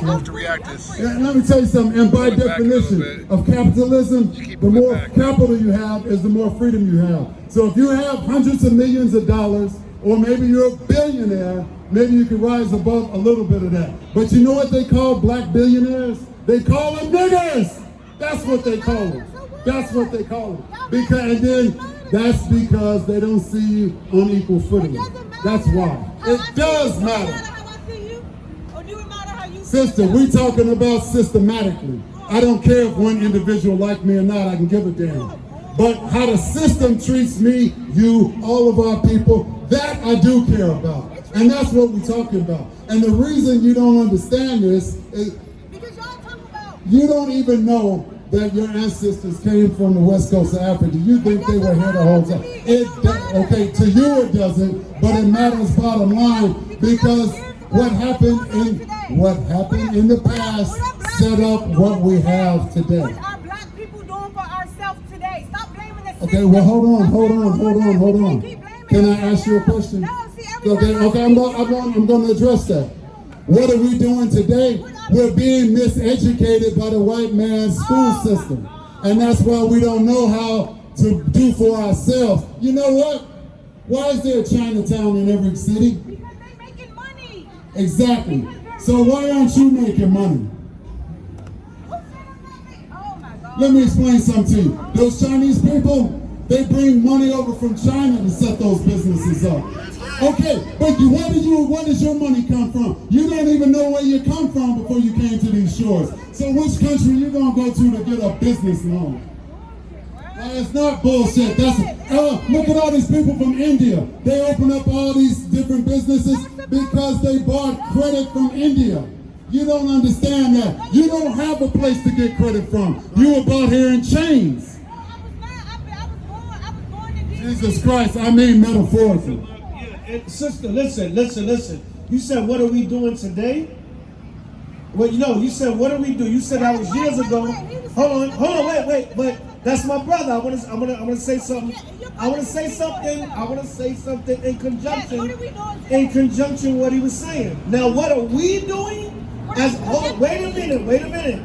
What are we doing? We are repenting. Hold on, not all in our face like that. We are repenting and coming back to God's law. Give me Matthew 4:4. Give me Matthew chapter 4, verse 4, and Joshua 1 and 7. What are we doing? The first thing we have to do as a people. What's your nationality? What are they? What's your nationality? Yeah. So I can get cut off. All right, you're a so-called black woman, right? So-called African American. So, what are you? What is your father? He from where? He's from DC. So he's a so-called black American. Yes. Right, so-called. So according to the Bible, you would be from the tribe of Judah of the nation of Israel. Right. So what do we have to do now as a people to get ourselves right and to prosper with the Heavenly Father? We must repent and come back to the laws of the Bible. Let's prove that. Joshua 1 and 7. Joshua 1 and 7 first. Hold on. He's looking it All right, up. hold on. Joshua chapter 1 verse 7. We're going to get it, sis. You asked a definitive question and we're going to answer it. Read what you got, King. This is the book Hold on. This is the book of Joshua, chapter 1 and verse 7. Go ahead. Only be thou strong and very courageous, Go ahead. that thou mayest observe to do according all the law, which Moses my servant commanded thee. Go ahead. Turn not from it to the right hand or to the left, Go ahead. that thou mayest prosper whithersoever thou goest. We may what? Whithersoever thou goest. Go ahead. This book of the law This book of the law, the Holy Bible, the scriptures, come on. shall not depart out of thy mouth, This shall not depart out of the children of Israel's mouth. Come on. but thou shalt meditate therein day and night, You're supposed to meditate on this Bible day and night. Right? Come on. that thou mayest observe to do according all that is written therein. Shall do what this Bible says. Everything that's written in here. Go ahead. For then, For what? for then, For what? for then, For then, go ahead. thou shalt make thy way prosperous, Then you're going to make your way prosperous. Come on. and then thou shalt have good success. And that's when we're going to have good success as a people. So what are we doing? We are repenting and coming back to the laws of this Bible so we can have good success as a people. Now the question is, what are you doing? Wait a second. No. The question is, what are you doing? It's like, he just said it wasn't about individual. Well, no. But what you said, what are we doing? We're going to ask you, what are you doing? We collective. Right, okay, collectively, we must come back to the laws of God as a nation. That's what we must collectively do. Give me Zephaniah 2 and 1. We collectively should come together. Okay, I get the scripture. I get that. Cool, Right. I get that. Yeah, him and I was having a whole different conversation. He was talking about the system and people coming Right, together and I'm and saying, all that. what I'm saying is in conjunction with what he's saying. Don't lose the thought of what you and them was building on. I'm gonna get right back to him. Y'all can pick right back up. But I'm saying, you asked a question, what are we doing? What must we do is repent and come back to God's laws. Everything else, After we repent and everything else in this society is not going to profit us but the Heavenly Father. We've tried everything but God. Right? Why is the Lord not good enough? Everything else we want to try as a people. Well, why is God not good enough? You know why? Because we want the white man's solution. We want our solution. We want our personal feeling solution. Instead of coming back to God. Right? That good old solution that's been there the whole time. But you want everything else. Read what you got, King. This is the book of Zephaniah, chapter 1 and verse 2. Good. I will utterly 2 and 1. Salakia. Zephaniah 2 and verse 1. Go ahead. Before the decree bring forth 2 and 1. Zephaniah 2 and 1. Salakia. Go ahead. Zephaniah 2 and 1. Go ahead. Gather yourselves together. What did the Lord say? Gather yourselves together. So we are. You said the collective. So we have to gather together as a people. Go ahead. Yea, gather together, O nation not A desire. nation as a collective. The word nation is synonymous with collective. So collectively, we have to come back and return to God's laws. Can you do that? Can you do that with us? Are you willing to do that with us? I do that? Well, are you willing to do that with us? With us together. We got brothers here, you got some sisters here on the side. If you need female company, can you come together with us and do that? They're women. Stop Huh? it. They're women. Excuse me? They're women. Those are my sisters, though. They're women, but they're my sisters. All right, but they're my sisters. So they're our sisters. So are you willing to do that as a collective? Can I speak to one of them? Are you willing to do that as a Can I collective? speak to some of the women? Answer the question. Are you willing to do that as a collective? Can I speak to one? Yes or no? Hold on, no, before you're dealing with me now. Are you willing to do that as a collective? I think about it. How you'll think about it? All right, you'll think about it. Go ahead. My sister, my sister, my sister. See, but this is the problem. Before we could get back, because this is a history book and a book about culture. Before we could get back to that, you won't even recognize the fact that your people came to this land. Because you want to own this land so bad. Who said anything about owning? You did. I didn't. You said we all own this. That's what you said. Not this land belongs to everyone. Y'all It does not. It belongs to those who are ruling. That's who it belongs to. They tell you what to do and how to live. It does, yeah, they do. Yeah, they. You know what they have here? Just like in the scripture, they have what they call a legal code. There's laws in this country, and if you break one of them, watch how fast these white police gonna come. That's for everyone. Okay, fine, but that's my point. Everyone has to adhere to the law, the legal code. The ones who control that, and we know money controls government. It's not politics controlling money. So we're talking about elitists are the ones who controlling you, who controlling the system in which you're involved in. But you don't want to have an understanding that your people came to this land in chains. You don't want to understand that. You too good for that? I'm asking you a question. Then why is it that you have a problem with your people coming here? I never said I had a problem with it. Fine. Your family came here in Okay, chains. now what? Now we in 2020. Okay, so what that means is, you ever heard of PTS? Y'all keep blaming everything. Sister, let me tell you something. Let me tell you something. It starts with yourself. But you're not even showing a good example to the younger sisters on how to be a woman and how to live in the I'm not society. gonna let a man tell me how to be a woman. Okay, Or a I'm not so-called telling you man. anything. I'm getting it from the scriptures. Okay, well see, and that is your problem. Not only do you not know who you are, you don't even care about your younger sisters and setting the proper example. You don't care about your own history, your own people. So what are y'all doing to set an example for the Well, brothers? firstly, we're following, and most importantly, we're following the law, statute, and commandments of the Most High. Okay. That's first. Okay. And that means we're trying to get our people to have, as a collective, to come back to these law, statutes, and commandments to live correctly. Stop killing each other. Women stop having abortions. Eating the correct food. Well, why is that a problem? Why? They're murdering babies. Why is that a problem? That's a problem. Black men are murdering black women. Excuse me. The number one cause for death amongst black people is abortion. They've murdered over, yeah, I'll tell you what, get your phone out. I'll bet you all the money you got in your pocket. I bet you all the money you got in your pocket. That is the number one cause of death in the number one cause is abortion. The number one cause, you got a phone, look it up. Number one cause of black death in this country is abortion. And let me tell you something else. It's more than cancer, more than heart disease, and more than violent crime combined. That's how much it is. Over 20 million of our people have died in abortion clinics since 1973. That's 49 years ago. But see, you don't want to take any responsibility as a woman. I'm not saying you did it personally, but we're talking about the collective. And you're not showing a good example. You're not even want to admit that what's happening is going on. Because you'd rather the brother be responsible than yourself. Are you not a man? I am. Are you not a man? That's what I was just Are you saying. not a man? Of course I am. So, okay, so aside from abortion, what else is killing black people in black labor? There are many other things. Okay, hold on. Black men? Black men, black women. Do black men not rap about murdering other people? Okay, hold on. Let me ask you one quick question, sister. Sister, I agree with you. Now let me ask you a question. Okay, let me ask you one quick question. I'm not finished.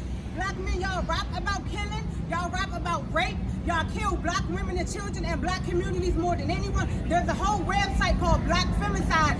I saw the website. Black women are being killed by black men every 5.5 hours. So when you want to And a black baby is aborted every minute in this country. Every minute in this country. There's 1,876 aborted every hour. Do the math. I'm talking about people that are here. I'm talking about people that are here. I'm talking about in this country today. I'm talking about black women and children that are here. Here. What are y'all doing to build your community? What are we doing? Firstly, y'all sell drugs. Y'all rap excuse me, we don't sell drugs. Okay? Secondly, wait a minute. Y'all watch it. Black men are costing America $50 billion because y'all. yeah, well, and you know what? A lot of them are falsely arrested. That's the next thing. What's the problem? What's the problem, brother? What's wrong? All right, well, sister, I'm going to tell you this real quick. I'm not being hostile, but these are facts. Okay, but can I say one thing real quick? What's the second largest export in this country? The first largest export is not food, it's weapons. Because this is a militarist country. They are in the business of killing people around the world. The second most largest export from this country is music.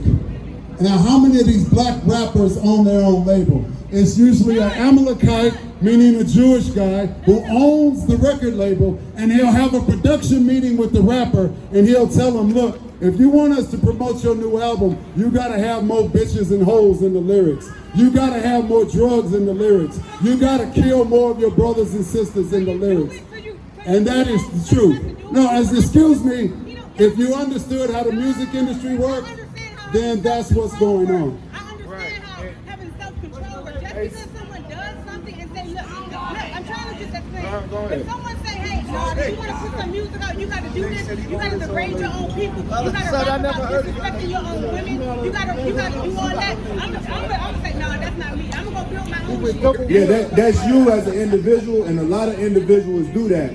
A lot of individuals turn down contracts. So the music that they making is the music that's required by the white Jewish man. And the drugs that we selling is not our drugs. We don't float no drugs in over here on planes and boats.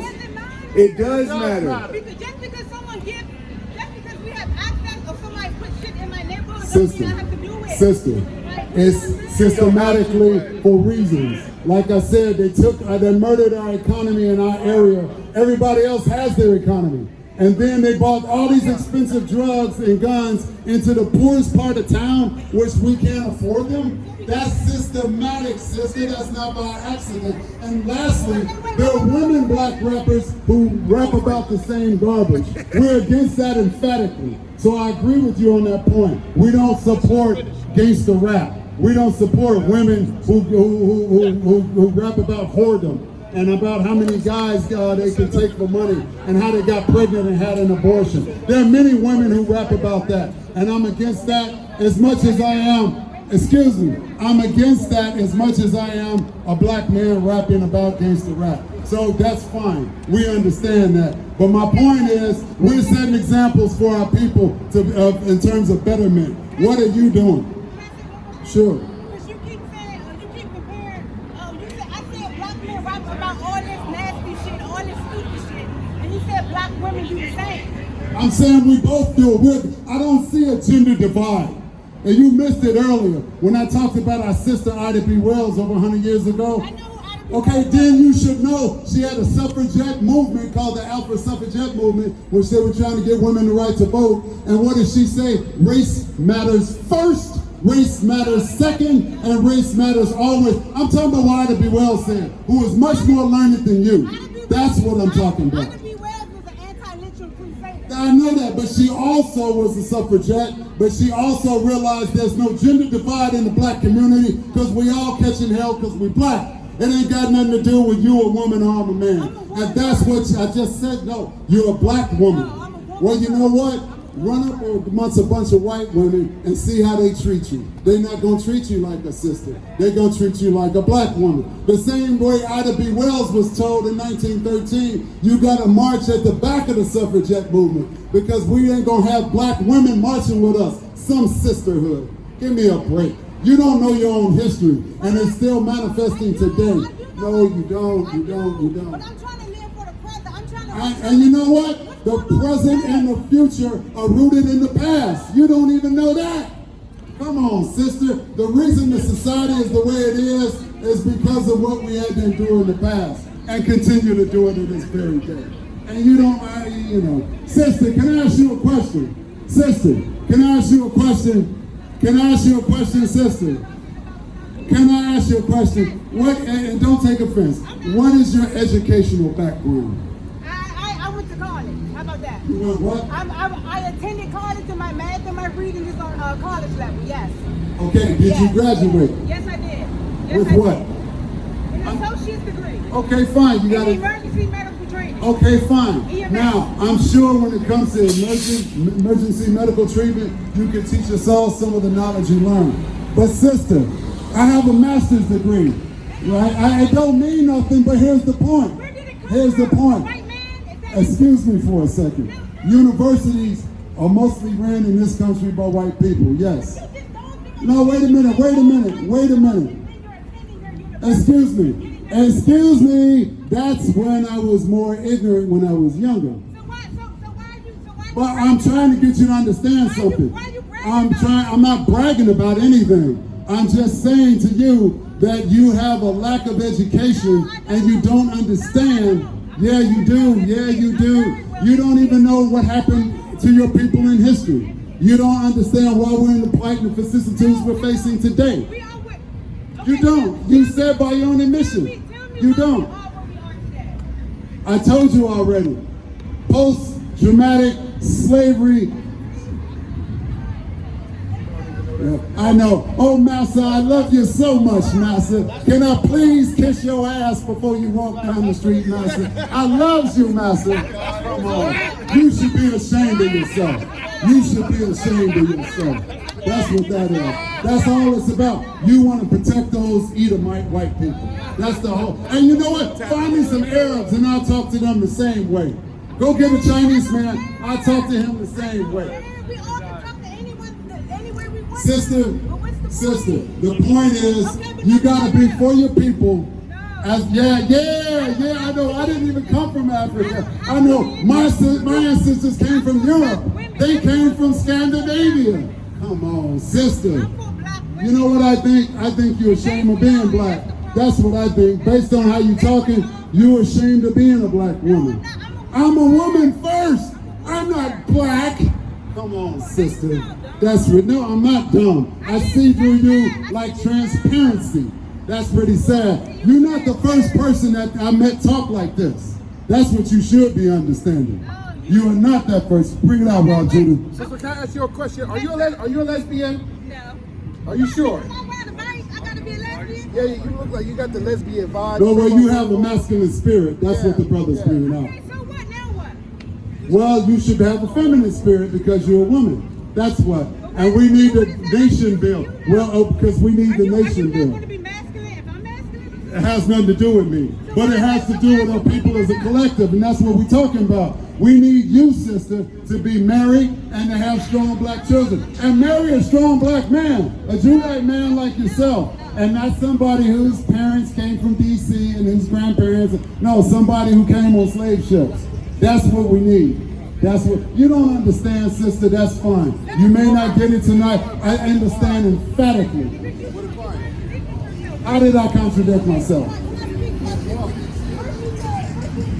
And then you start bragging about your education. You said you have a I master's. didn't brag about my education. I simply asked you what your educational background, and then I told you what mine was. That's not bragging. All that is an exchange of The reason I brought it up, I was trying to finish before you interrupted. The reason I brought it up is because your forte will be based on what you study formally. That's what I'm saying. No, sister, that's not. That's what you think. But what you think and what actually is, we're seeing now is far apart. Far apart. We love you. And we want, yeah, we do. And that's your problem. No, I don't. That's your problem. You don't think black men love you? See, I knew, here come the baggage, here it comes. So, you have some issues in the past, and now all brothers are responsible. Can I ask you one question? How did we get in? How did we get where we are today then? Slavery. Is it because of us? Is it because of Deuteronomy we were funded? So we got to where we are today because of Deuteronomy. We broke the laws of the Most High, and He cursed us. He gave us the business. We disrespected His word, broke His commandments. He put us in slavery, and now we're in this predicament now that we don't know who we are. Let me get Isaiah 1 and 3. Isaiah 1 and 3. Just to answer your question real quick. Yes, sir. Israel does not know? Yeah, right, yeah. The book of Isaiah, chapter 1 and verse 3. And this verse is for you and the rest of our people that don't know who they are, right? Read. Khan, and that means yes in the ancient Hebrew. The ox knoweth his owner, and the ass, the ignorant ass, his master's crib. But Israel does not know. My people do not consider. Talking about you. Right. So the Most High used some dumb animals to let them know how smart we are, how smart the animals are, and how dumb we are. Right? Because the ox knows his owner. Right? That's a dumb animal. The ass is master's crib. A damn donkey can stray away and still come back to his master's crib. But us, we don't know. We don't even consider that we the children of the Most High. It takes everything in us to sit down and read a Bible. Right?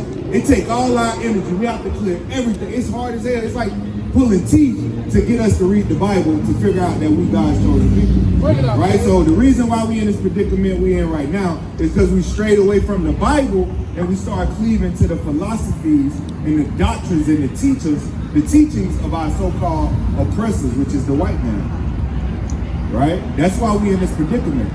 It was crafty counsel against us. Right? Let me say one thing, sister. If we were in an Arab land right now, we would be talking about the Arabs ruling the land. They put us in slavery for 8 centuries, and they even castrated every single man. So we talk about everybody. Don't think it's just the white man. But we happen to be in the land of the captivity where the white man bought us and ruling over the nation. That's why we talk about the white man, who biblically is referred to as Edomites. Esau is an Edomite. And what does that mean? They have red, right? Because you can see their blood flowing through their skin. They are not white. His t-shirt is white. Those people are red. They're pinkish. That is the color of the devil. That's what we're speaking about. That's what the scripture spoke about. We just want you to understand. But the way you keep denying who you are, that makes me understand why you love the white man so much. I know you love master. Well, you are. You said, I'm a woman first. My people didn't come from Africa. These are the things you were saying. I was never in Africa. Okay, that doesn't mean a damn thing. I was never in Africa. Okay, fine, but your ancestors were. That's fine, but their blood flows through your veins today. You are your ancestors. And just like in the book here, we're trying to follow the ways of our ancestors.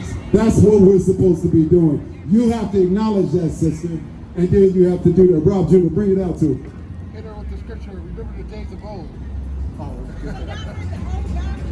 Of course, from Genesis to Revelation, absolutely. 100% absolutely.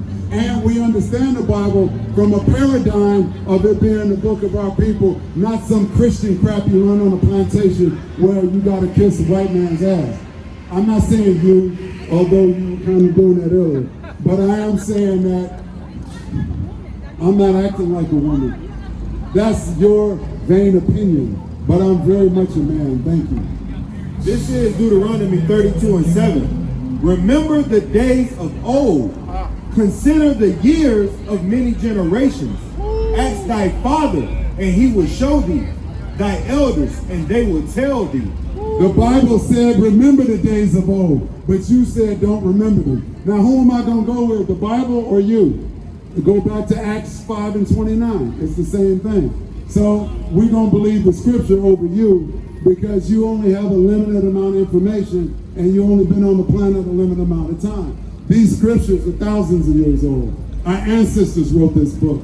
So the stock of knowledge we get from our ancestors help us to solve the problems we encounter for centuries. Let me explain something to you. Men deal with the public because it's potentially a dangerous situation. Our sisters, they're out here supporting us, so what? Bring that out, brother. Okay, bring the precept. Just for you saying why we in this predicament too, right? So this Jeremiah 17:4, it says, and thou, even thyself, shalt discontinue from thine heritage that I gave thee, and I will cause thee to serve thine enemies in the land which thou knowest not. For ye have kindled a fire in my anger, which shall burn forever. So we broke God's commandments. That's why we're put in this condition. And he said just now, not my opinion, we will not know who we are. Because you even said you don't know where your ancestors come from, and you thrilled to death about not caring about it. But the God of the Bible said, the God of Israel, Yahweh, said that you have to keep the knowledge of the days of old. You have to know who you are and who your ancestors were and what you should be doing in this life. And my sister, my hope and prayer is that you come to that conclusion and do something about it. Because right now you're not doing it. Let's end it for her with Ecclesiastes 12 and 13. Is it 12 and 13? 12 and 13. Now I'm going to give you the bottom line to everything we said. This is the book of Ecclesiastes, chapter 12 and verse 13. Let us hear the conclusion of the whole matter. This is the finality. This is the conclusion. Hear it well. Fear God and keep his commandments, for this is the whole duty of man and woman. This is the whole duty. Fear God, keep God's commandments. Yeah. But don't walk and put a dress on, put a skirt on, because that's in Deuteronomy, not because that's my opinion. Just like I don't have on a dress and skirt, I'm wearing pants, you shouldn't have, and you should not. I'm said for people following God. I didn't talk about people who are confused. And you shouldn't be confused either. That's a bad example for our sisters.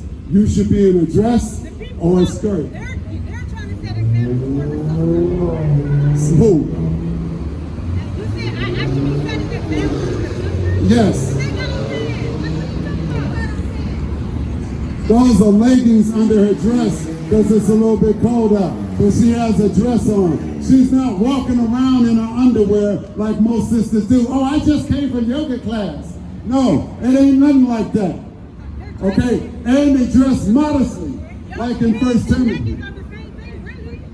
Excuse me, she's wearing you're not supposed to show your curves off, right? And you're not supposed to dress like a man.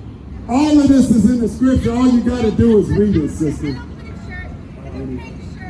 Sister, if you don't get it, many are called, but not all. We walk in the narrow path. You walk in the wide path, following the white man into the abyss. That's what you're doing. And you know what, sister? Sister, dress like your great grandmother did. Why is that? And why does that? Because it's a law in the Bible. That's why it's important.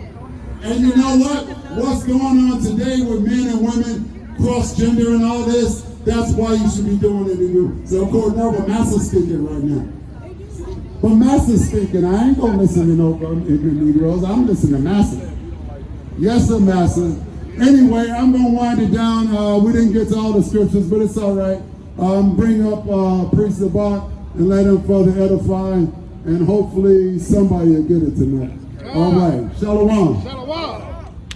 Good. brother spoke on the Spirit, but as you can see, our people, man, we continue to be rebellious because we think this society has something to offer us.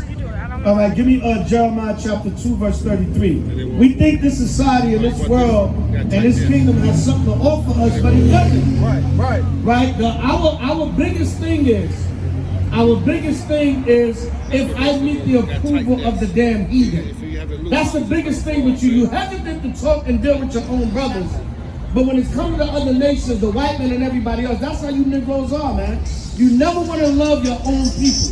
But when it comes to the so-called white men and the other nations, it's all good when it comes to them. It's not a problem. You all in their face, you rub it on their arm before they leave, you pat them on their back, they pat you on the head like a damn pet. Right, that's how people are, man. You never want to come and deal with your own people. It's all about the so-called white man first and foremost, and the other nations. Give me Jeremiah 2:33. Who got it? Jeremiah chapter 2 and verse 33. This is how people are. Read that. The book of Jeremiah, chapter 2, verse 33. Bring it up. Why trimmest thou thy way? The Lord said, why trimmest thou thy way? God, to seek love. you want to seek love, man. You trim your ways to seek love. All right, let me compromise and let me be friendly with these heathen so they can love me, they can accept me. That's how people are, man. You partial. That's what it is, man. You compromise yourselves to get a little bit of damn love from the enemy, and they don't really love you. They love to see the division. They said, that's right. That white couple stood here. They stood here just to see the black woman go against her old man. That's what they stood here for. And when they walked away, they said, good Negro wins. Good Negro wins like we trained you. Good Negro wins. They stood here to watch a black woman go against her own men. That's what they did, man. The white man's slick as hell. He gonna act like he your buddy and friend, and yeah, that's right. You know, you'll stand up against racism. But he watched you go against your own men. But that's how people are. Read it again, Jeremiah 2:33. Why trimmest thou thy way? The Lord said, why trimmest thou thy ways? Come on. To seek love. Why compromise yourself to get love from your damn enemies, man? Fake love at that. Because these nations don't love you, man. They don't love you. That white couple, they're going to walk off and they're going to continue their white supremacy and they're going to say, good to see that Negro woman out there against her own men. All right, come on. Therefore, hast thou also taught the wicked ones thy ways. The Lord said, you have taught the wicked ones thy ways. Meaning you black, Latino, Native American, and Seminole Indian, you have done worse than the other nations, man. You worse. A lot of times, you know what the problem is with our people? We always talk about everybody else, but we become our biggest enemies, man. We become our biggest enemies, and our self-destruction is evident. Our self-destruction is here. But you're always talking about, when we going to do this, and when we going to do that? You see, the sister asked a question earlier, what are we going to do as a collective? What are we going to do as a collective? We need to come together as a people. Instead of you over there trying to have a damn seminar with the other nations, man. Over there trying to have them a damn unity seminar. You see how people are? Give me Proverbs 11, man. You black, Latino, Native American, and Seminole Indian, learn to love yourselves, man. Learn to love your own people. Concentrate on us. Concentrate, huh? As well as you love others. No, you learn to love yourselves first. Don't worry about loving the others. You gotta love yourself first. All right, read what you got, kid. Read. This is the book of Proverbs, chapter 11 and verse 1. No. Because you know what happens They is, love you without hold up, no. You know what? What happens? You become wanting to love others more than you love yourself. Right? No. The Lord told us to love ourselves. The white man and the other nations, we don't have no love for them. We don't have any love for them. Before he loved himself. First, let me tell you something. The reason why Who does God love according to the Bible? Who's God? Who's us? Who's us? Who's us? Who's the us that you love according to the Bible? Huh? No. See, now you don't want to deal with reality. Who is the us that God loves? Who did Christ die for? All right, who did Christ die for? When the Messiah died, who did he die for? Give me Matthew 15:24. Who did Christ die for when he came on the earth? Where did that come from? Right, don't know. Well, wait a minute. You just said he died for us. So don't question the Bible now. Don't quote it when it's to your convenience and then question it when I'm about to bring out a scripture. Let's not be a hypocrite. Let's not be a hypocrite, sister. Read what you got, King. This is the book of Matthew. Wait, let's not be a hypocrite. Read. This is the book of Matthew chapter 15 and verse 24. But he answered, You jumping? Yeah, who are you, black man? Who are you, Negro like me to judge? Right? I bet if I was a white man, you wouldn't have said that. I guarantee if I was a white man, you wouldn't have said that. No. Who are you, Negro, to judge? That's what you mean. Read what you got, kid. This is the book of Matthew chapter 15 and verse 24. But he answered and said, And he is the Messiah, Jesus Christ. Come on. I am not sent. He said, I am not sent. I didn't come to die. Go ahead. But unto the lost sheep of the house of He Israel. said, I only came to die for the Israelites. What's your nationality? What's your nationality? Where's your father from? Where's your father from? Your father's a so-called African American? Who knows? Or Papa was a Rolling Stone? What do you mean, who knows? Now, my father was a so-called black man, a so-called African American from the tribe of Judah of the nation of Israel. So-called, because we're not black, we're different shades of brown. No. His shirt is black. His shirt is black. We have different shades of brown. Right, where you from, sister? Where you from? Oh, Jersey. You from the East Coast, huh? Uh-oh. Come on now, you gotta represent the East Coast better than that, sis. Come on, read what you got, kid. You gotta represent better than that. Because that's why I said so-called black, because none of us are that color. We're different shades of brown, right? Repent and keep the commandments and come after God in Christ. If your father's a so-called black man, an African American, you from the tribe of Judah of the nation of Israel. Love is only for the Israelites. Love is only for the Israelites. Give me that in Amos 3:1. Right, yes. And she not going to listen to us. Right? She have to listen to us first. The man, we're in charge here. We're in charge here. Right? Let the woman learn in silence. With all subjection. Read what you got, kid. God ain't never said that. Chapter 3 and verse 1. You're lost. Hear this word. You're lost. I'm found, sister. You're lost. You're very lost. Right? You're lost. We can tell by the way you conduct yourself that you're lost. Your conduct proves that you're lost. Your conduct proves that you're lost. You wearing the hair of another nation proves that you're lost. All right? You're very lost. You not properly dressing shows that you're lost. So don't tell nobody about being lost up here. You wearing the damn hair of a damn dead woman or in India somewhere, and you talking about somebody lost. Or is that the synthetic hair? Is that the plastic explosive she got in her hair? Which one is that? I don't know if that's the human hair or the one the damn plastic one they get from Moab. The damn is that the synthetic hair? The damn explosives? All right, that you light and it blows up on your damn head? Right? Hold on, Salakia. What, Esau, what's wrong? You gonna jump off the building? That's what happened to the Edom. The Edomite that jumped off the building that night, that Edomite that jumped off the building, he was doing the same thing. He was coming in front of us, bowing down, praying, and everything. Are you about to jump off a building, sir? Is life that bad? How life is good? You just want to bow down in front of the men of the Lord and show reverence? Huh? Come over here. Come over. You want to bow down? Tell them the truth, right? According to the Bible, right? You saying we telling the truth, right? I believe what was that English translation from Hebrew to Greek? Right. But we were English scholars also. The black men in Europe, we were English scholars also. We ruled Europe for 1,000 years during the Byzantine Empire, or what's known as the Dark Ages. Egyptians. We're not dealing with Egyptians. Egyptians are not the Lord's people. Hebrew come from. Right? The Hebrew came from the Hebrews. You're looking at the Hebrews. The black, hold up, the black, Hispanic, Native American, Assyrian, Indian, man, woman, and child. We are the real Hebrews according to the Bible. Amen. The language came from us. From the time of Adam all the way up until now. Yes, when you read Genesis, the 2nd chapter, when Adam named the animals, he named them in ancient Paleo-Hebrew. Yahweh on the highway. Right, we say Yahweh in the ancient Paleo-Hebrew. But you go into slavery, Esau, right? All right, you're a two-time loser, right? You lose now, and you lose in the kingdom of heaven.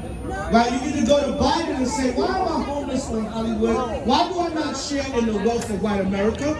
Right? You need to go and ask Biden that, man. You didn't listen. You need to go and ask Biden, why do you not share in the wealth of America? Give me Ecclesiastes 4:4. Come on, man. What's going on? Go to Biden and say, why am I homeless with a torn shirt on Hollywood? Why do I not share in white American wealth? What is the problem, Mr. Biden? Why am I a two-time loser? Ecclesiastes 4:4. Read. This is the book of Ecclesiastes, chapter 4 and verse 4. Come on. Again, I considered all travail and every right work. For this is a man, Salakia, that for this a man. He went away anyway. That all right. this for. Salakia, it's okay. It's all right. He went away anyway. He's finished, man. All right, he's finished, right? He's done. All right, he's done, man. Esau is done. Come down and sit in the dust. What you got?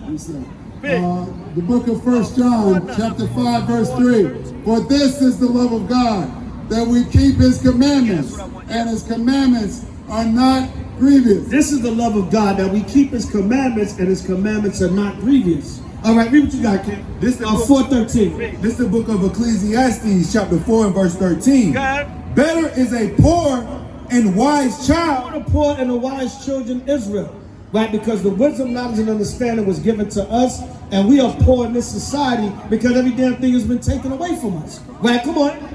Then an old and foolish king. And Esau's the old and foolish king, man. Because as his kingdom waxes older and older, he becomes more foolish. Right? He's destroying himself. He's destroying the air, the water, everything. So he's a foolish king. Come on.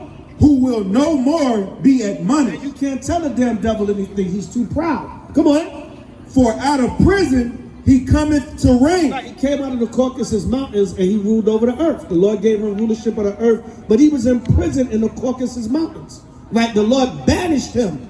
Right? Come on.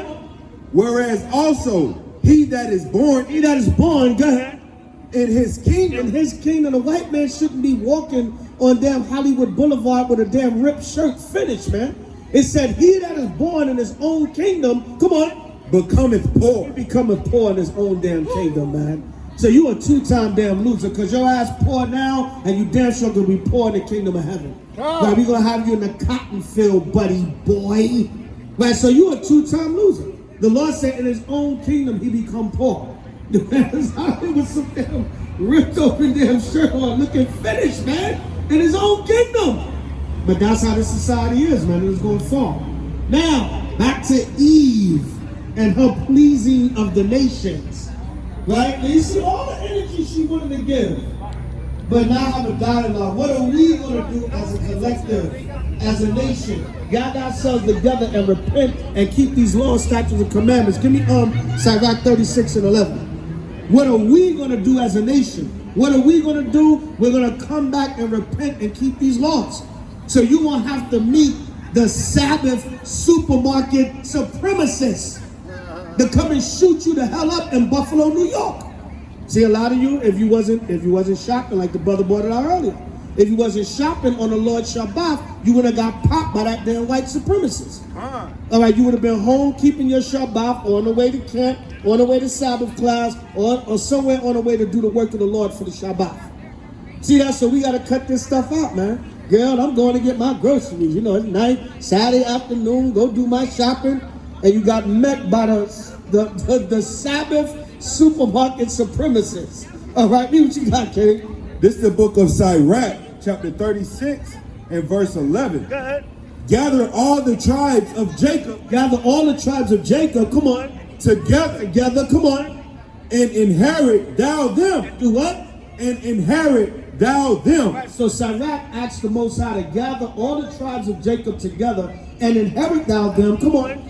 As from the beginning. As for what? As from the beginning. So what do we must do as a collective? We got to gather the tribes together and get ourselves under the order of the Most High as what? As from the beginning. All right, but you don't want that. You don't want that. Right, give me Luke chapter 1 verse 17. All right, you don't want that. Our people, you want America, man. You want this society. You want corruption. You want evil. You don't want us to come out here and tell you the truth. When are we going to concentrate on us? You want to incorporate everybody. Everybody else got to be in the mix. And who's the number one nation have to be in a mix with you blacks and Latinos is a so-called damn white man. They the number one that gotta be in our damn mix, man. You can't have nothing. You Negroes, that's what Charles Manson said, look, man. Charles Manson said, I'm gonna start a race war, right? When I start the race war, the niggas gonna rise up and they gonna overthrow the government. But when the niggas take over, they too stupid, so they gonna have to come and find me and other white men that's part of my organization to help them run the world. Because even Charles Manson he knew you niggas can't function without master. That's a damn shit. Even that nutcase, man. Even that nutcase Charles Manson. The man said, listen, we're gonna start this race war. That's why they was murdering all them people and trying to blame it on Negroes. Sharon Tate and all of them, and he saw as a demon and killing them and doing rituals with their body and blood. And you know niggas don't do that. Niggas ain't going up into the Hollywood Hills and killing no damn celebrities and doing a ritual with their blood and their damn body. But he said, listen, I'm gonna get the niggas, I'm gonna get society riled up to where they gonna come against the blacks and it's gonna start a race war. Now the blacks gonna rise up and they gonna overthrow and kill the government and they gonna take over. And then once they take over, they gonna need a white man. They gonna have to come and get a white man like me to help them rule the world. Because they too ignorant to rule the world. Because what? Esau figured, you niggas need me. You think you got to depend on me. You can't do nothing without me.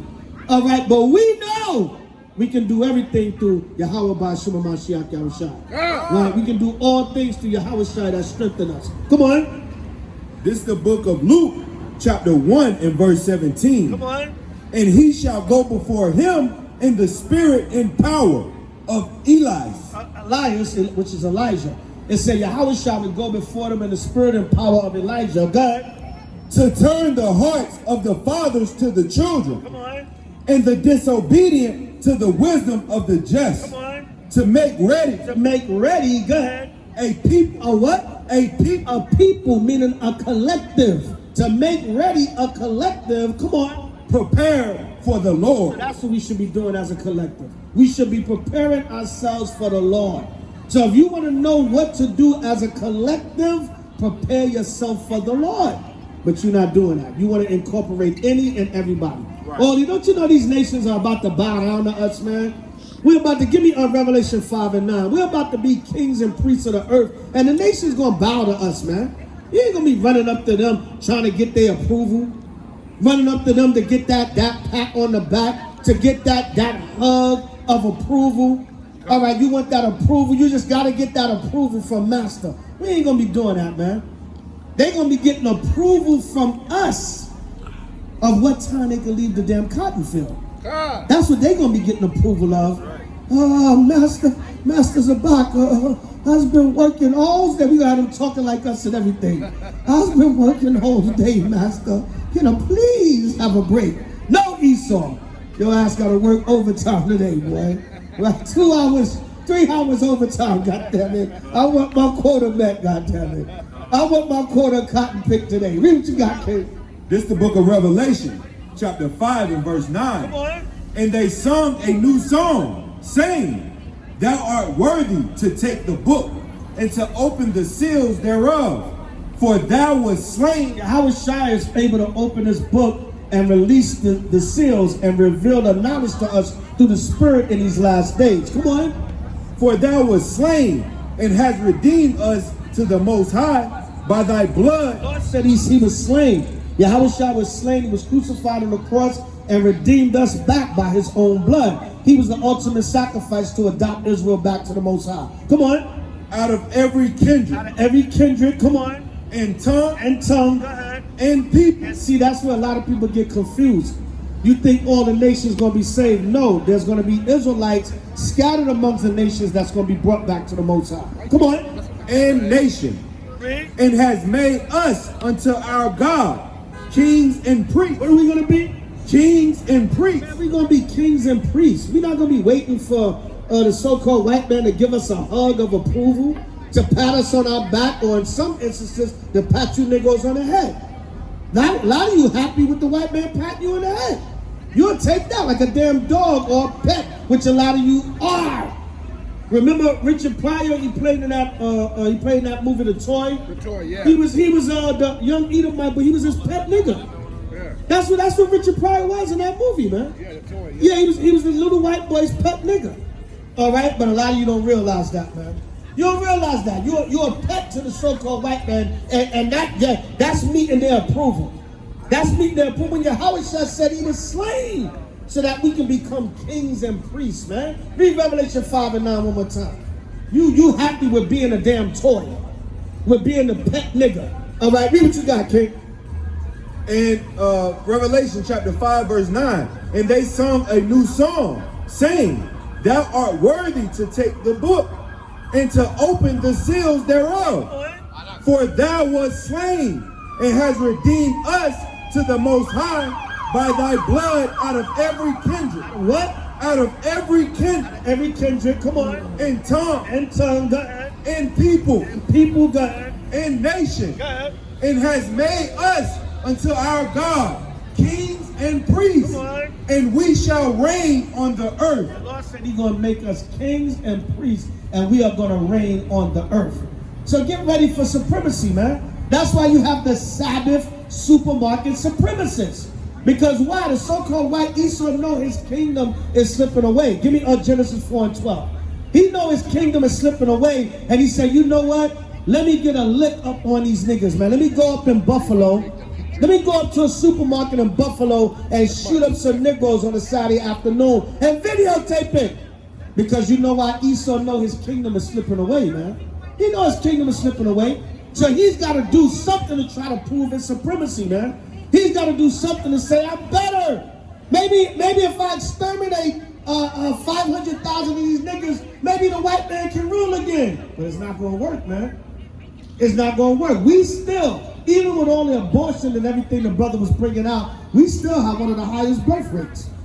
Everybody envious of us, because we can make a baby like nothing, man.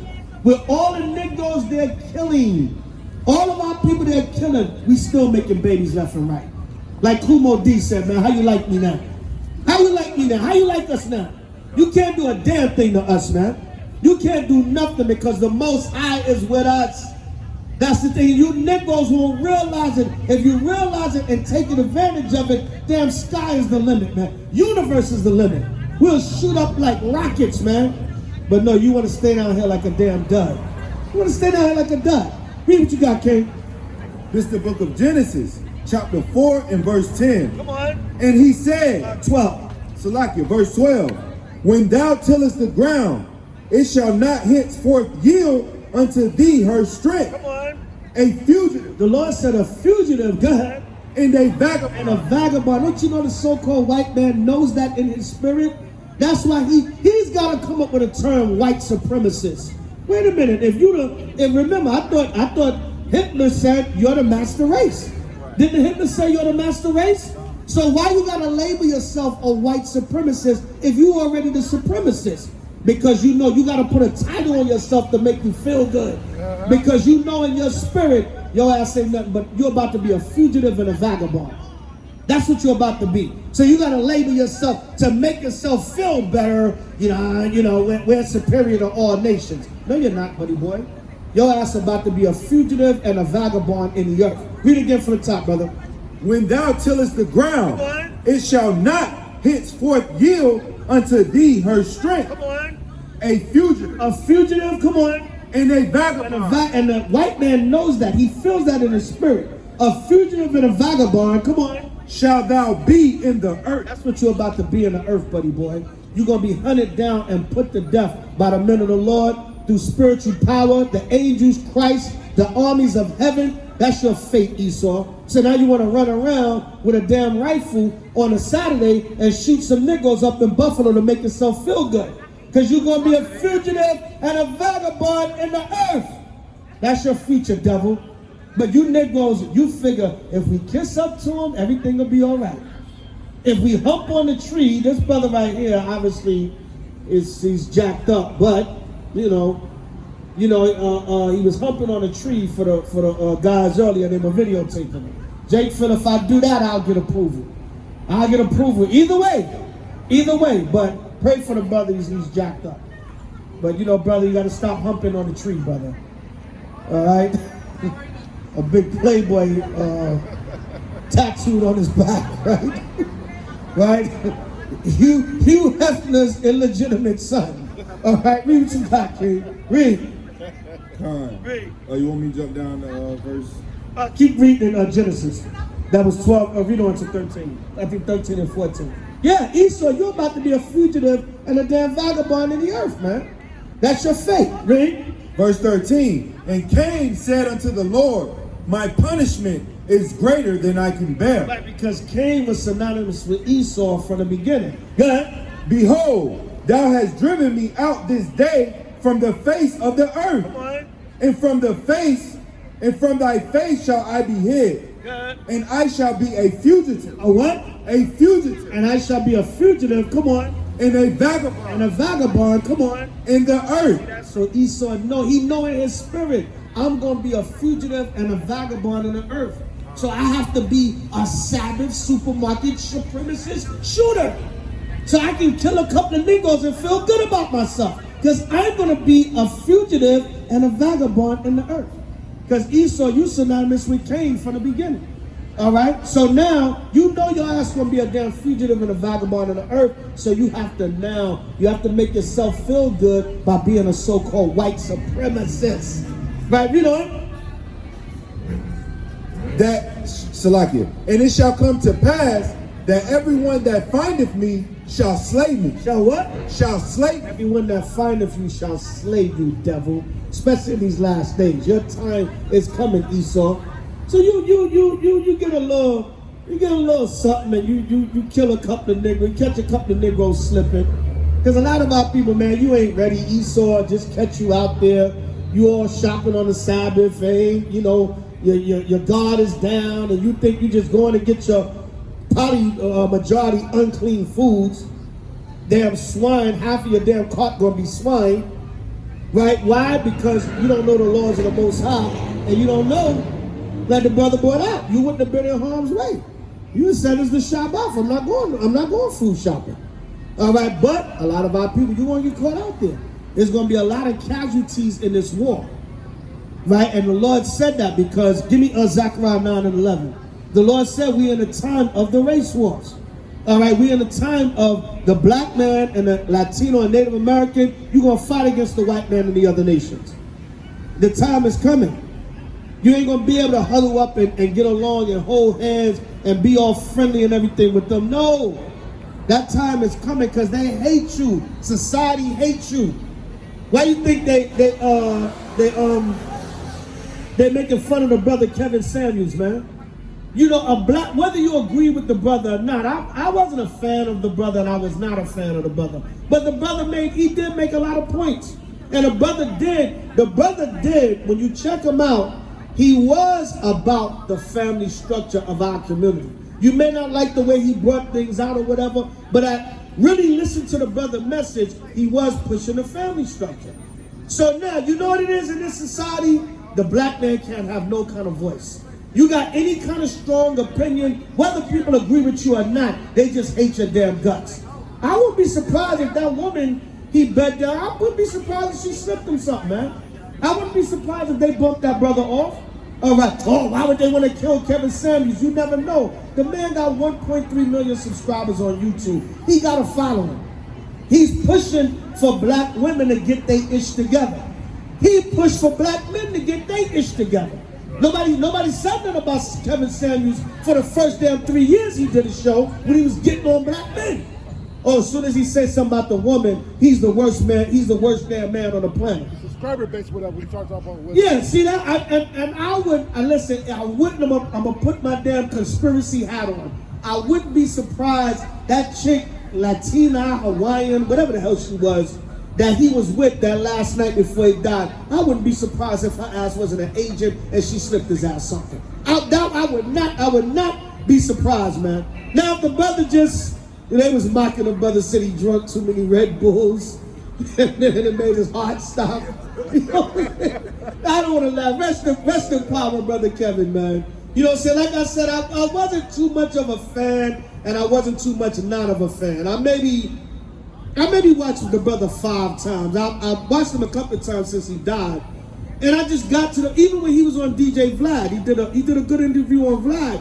And he basically broke down to Vlad, listen, I am trying to tell black men and black women to get themselves together. That's basically all I'm doing. I'm trying to help relationships. Now, you may not like my delivery, but that's the gist of what I'm trying to do. Right. And he told that devil Vlad that, man.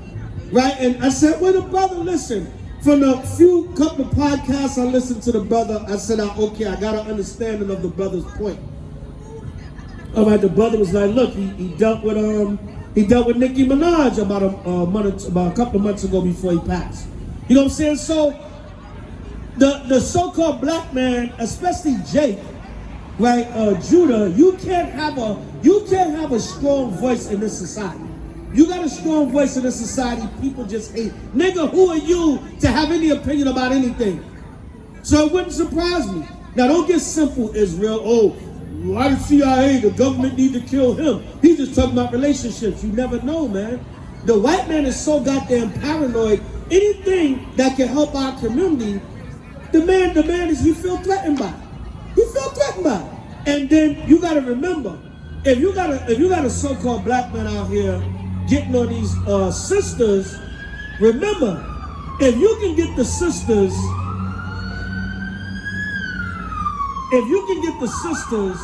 to start loving and respecting their men more, that's a threat to the white man system, man.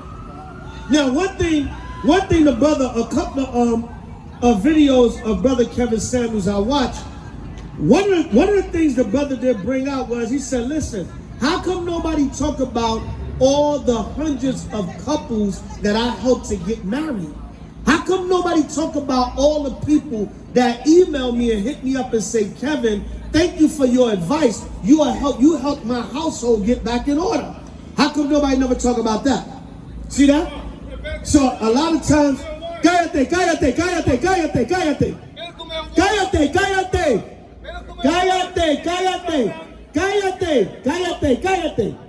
Right, be quiet when the men of the Lord are talking, man. Right, cállate. Jesus Cristo Moreno or Blanco? Right, which one? Is Jesus Cristo Moreno or is he Blanco? You probably believe Jesus Cristo is Blanco. See, a lot of you Hispanics, the Lord will put your ass to death because you worship that Caesar Borgias, man. You love that white Christ. You love that damn Jesus Cristo Blanco, right? Right? Jesus Cristo Blanco. I bet you hate Morenos, right? You don't like Morenos, right? How, you racist against Morenos? How, come back here, boy, and talk to me like a man. Come back here and talk to me like a man. Now, where you from, man? You Puerto Rican? You're Puerto Rican? I knew it. You're Puerto Rican, you probably from the East Coast. You probably from the East Coast, too. Now, you a New York Rican? You a New York Rican, right? You probably know me. I probably rebuked your ass in New York, and you mad now. I probably rebuked you in New York because you love Jesus Cristo in New York, and your ass is mad at me now still on Hollywood. Get out of here, boy. Right? Get out of here. I know. He's in Puerto Rico from New York. I know. Right? Excuse me? I'm from East New York, Brooklyn. East New York, Brooklyn. That's right. East New York, Brooklyn, son. Don't get it twisted. East New York, Brooklyn. What part of the Bronx you from? Grand Concourse and what? Grand Concourse and what? Well, in Fordham. You from Fordham? What's your problem? What is your problem? Why you cursing me out? What's your problem? Why you cursing me out? Go ahead. I was saying that medical marijuana, I don't oppose it, a medical thing, but it's dumbed down to the African community because if they're fucking stoned, they can't rely on anything and they're gonna be more fucking lazy. So get with the fucking program and know that what this man says, you guys spit a lot of shit, good stuff. I've heard you talk, so I apologize if I give him whack. Right? So. Right. But hold up, wait a minute. Why you saying we lazy though? No, I didn't. That's what you said. Why you saying we lazy? It's gonna make more people more lazy. Oh, you said it's gonna make people more lazy, right? Well, you saying they lazy already then? No, come on, man. No, you can't. Right, you saying Morenos are lazy, man? Are you stereotyping? Huh? Because listen, hold up. I know a lot of Puerto Ricans that are lazy. I know a lot of New York Ricans that are lazy. Right, no. Listen, I'm interested. The minority community is the least laziest because we the ones that built this country and we the ones that's keeping this country going. That was the No, it's still now. It's still the hardest working people in society are blacks and Latinos. I see more Latinos than black. No, blacks are see, you stereotyping again. You see that? You see that? You see that? And the only reason why that is because they give y'all more of the damn jobs now. That's why, to divide us. They give y'all more of the jobs now to divide us as a people. Give me Isaiah 9:13. If you want to say Latinos are more hard workers now, you know why? Because they give y'all more of the jobs than the Negroes. So then that's to divide us and destroy us as a nation. Let me read this though. Hold on. Isaiah 9:13. Read. It's the book of Isaiah, chapter 9 and verse 13. For the people turneth not unto him that smiteth them. Lord said we don't turn back to the Lord that smiteth us. He's the one that's causing these destruction among us as a nation. God. Neither do they seek the Lord of hosts. Jump down to 17. Verse 17. Therefore the Lord shall have no joy in their young men. Where the tribes going to be against each other? Is that 9 and 30? No. That's, where we going to be against each other? Is it 20, 9 and 20? Yeah, 9 and 21. Yeah, read, 9:21, read. It say Manasseh, Ephraim. Ephraim, according to the Bible, if you're a so-called Puerto Rican of Taino descent, you're from the tribe of Ephraim. Go ahead. And Ephraim, Manasseh, and they together shall be against Judah. The Bible prophesied that the blacks and Latinos would be against each other. So for you to have them stereotypes in your mind, that you in so many ways you said the Negroes are lazy, and you said the Latinos are more harder workers. You do have that stereotype in your mind, brother. That's why you cussed me out when you came past here. Because you got that Moreno stereotype. Listen, I know, I'm from New York too. I know how a lot of Boricuas look at us, and you still look at us that same way today. Come on. To a degree, you're Israelites, right? Go ahead. For all this, his anger is not turned away, but his hand is stretched out still. God said his anger is not turned away, but his hand is stretched out still. Right? See, it's just always, it's going to be that division amongst the tribes, man. You see that? It's going to be that division. Now, it's already in the man's mind, the man's mind that the Latinos are harder workers. Yeah, probably because they give y'all more of the jobs. Right? Remember, when you check it out, a lot of times, Jake, even out here in California, everywhere, even brother told me years ago in New York, brother was went to school to repair computers. And he said, listen, man, in my line of work, he said that is the Italians, is the so-called white Jews, of course, the Italians, the Irish, and the other white groups. Then is the Hispanics, no, is the other nations. Then is the Hispanics. Then is the, and his ass will be wrapped around a pole somewhere tonight on the 110 freeway, right? But anyway, he said it's the Hispanics, then at the last, they give the jobs to Jake, man. In his field in computers. He said everybody else, of course, start with Esau, then it trickled down, and then he said they hired a Negro last. Every company you go to, you see 1 or 2 Jakes working. Everybody else is Hispanic, white, or the other nations. Come on, man. You still want to say something? Yeah. I just want to say that Ephraimite brother got that from the white man. We're lazy, but we work from can't see to can't see, sunrise to sunset, and then after, while the white man sat on the porch drinking lemonade. But we lazy. He didn't say the white man was lazy. He didn't do a damn thing but drink lemonade on the porch. That's all he did, but we lazy. He got that from the white man. Sipping a damn right. But see, he's an Boricua from New York. I know how a lot of them are, man. A lot of them rock with Judah, but then a lot of them they're like that. They got that stereotype, and some of them are Spaniards too.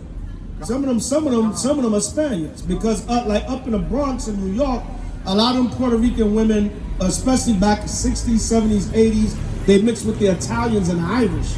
And a lot of them Ephraimite women, they slept with the white man and had a lot of them damn terror babies, man. Yeah. So that's a New York Puerto Rican. I know how they are. That West Side Story spirit. Yeah. That stuff is real, man. That stuff is real. A lot of them Ephraimite women, man, they went up there and they got with the remnant of them Italians and Irish up there in the Bronx. Yeah, man. All right, like the Bronx tell. Just turn a black woman into a Hispanic woman. Yeah. Right? On the streets of the Bronx, all right? Cologio. Right? Yeah, man. You know what I'm saying? They were sleeping with them Edomite men up there in the Bronx. And they had a lot of tear children. So where we at? But the Lord said the trials, that was Isaiah 9:21, the Lord said the trials would be against each other, man. But how the hell how the hell we lazy and Jake built this whole country, man? Give me a break, man. When you look at all the inventions, look at all the inventions of the so-called black man. But we lazy? We sitting around and we ain't doing nothing, but we invented every damn thing from the damn straightening comb to the damn easy pass, man. All right, but we lazy. Give me a break, man. That's that stereotype. All right, and if you want to say that now, the only reason why is because you won't give Jake a damn job. And that's what? That's to divide the tribes, man. And the Lord said he was going to do that. That's part of the curses. Give me Jeremiah 11:16. That's part of the curses too. But what's going to reverse the curse is what we read in Sirach earlier. All right, when the Most High said he's going to gather all the tribes together and inherit down them as from the beginning. So the tribes going to come back together under the law, statutes, and commandments of the Most High. Read what you got, King. This is the book of Jeremiah, chapter 11, and verse 16. And the Lord called thy name, a green olive tree, fair and of goodly fruit. With the noise of a great tumult, he hath kindled fire upon it, and the branches of it are broken. Are what? Are broken. The Lord said the branches of it are broken. Meaning what? The tribes are divided. We're divided now, but the Lord said he's going to bring us back together. Our branches are broken right now, man. We're a broken people, a broken nation. Look at that. In 2022, and a so-called Puerto Rican is still saying Moreno is lazy. You see that, man? All the way from New York, all right? I knew he was Ephraim, and I knew he's from New York. I could tell, all right? Because he, like I said, he probably would have cursed me out in Times Square the same way. But there's the same curse, man, 2022. Same curses on our people. And what happened is the same thing out here with the Mexicans and the blacks. Same thing. Oh, you blacks are lazy. You ain't got none. The Mexicans are harder workers, yeah, because they set it is by design. It's systematic. They set everything up by design. They put it to where we are to hate each other as a people. Look at what happened to the mayor in Compton. All right, so the damn Mexican Compton sheriff pulled her over and didn't know she was the damn mayor, and gave her a damn ticket and a citation like anybody else. That's unheard of. How do you not know who your boss is? The mayor is the damn boss of the city.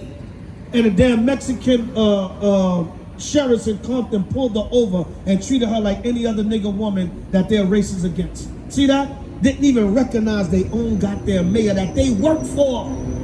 You see, how the hell does that happen? But that's how this society is, man. Because of the racism and the hatred amongst ourselves, man. We ain't even got to go outside to Esau and the other nations. The racism and hatred is amongst our own selves as a people. See, that's disgusting, man. And you look, 2022 is the same stereotype. Same goddamn stereotype with our people, man. And that's how you know is the curses, because all the Judite brothers and sisters I talk to out here, the Mexicans, and then he's a so-called Puerto Rican all the way from New York, and it's the same curse. You see that? It's the same curse. So what do we do to lift that curse? Repent and come back to the laws of the Bible, man. That's what we got to do. The Black, Latino, Native American, and Seminole Indian man, you must realize that you are a nation of people. She's talking about the collective. Now, where she went? She done slid off with her heathen friends somewhere, right? Talking to him. Yeah. She done slid off with her heathen friends now, right? Huh? Yeah, she just to and fro and up and down like Satan and Job, right? But anyway, let's continue with the word. What you holding? Jeremiah. Oh, that's it on that. I just the branches are broken, but the Most High going to heal the nation, man, and bring us back together. All right, give me St. John. Give me St. John 11 and 49, I believe it is. St. John 11:49. To show you, them broken branches are going to be healed through the Spirit of Christ. All right, Christ is going to heal those broken branches and bring them back together.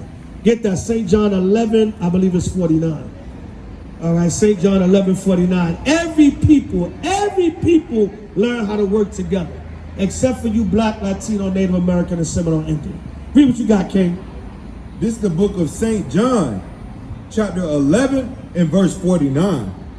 And one of them, named Caiaphas, being the high priest that same year, said unto them, ye know nothing at all, nor consider that it is expedient.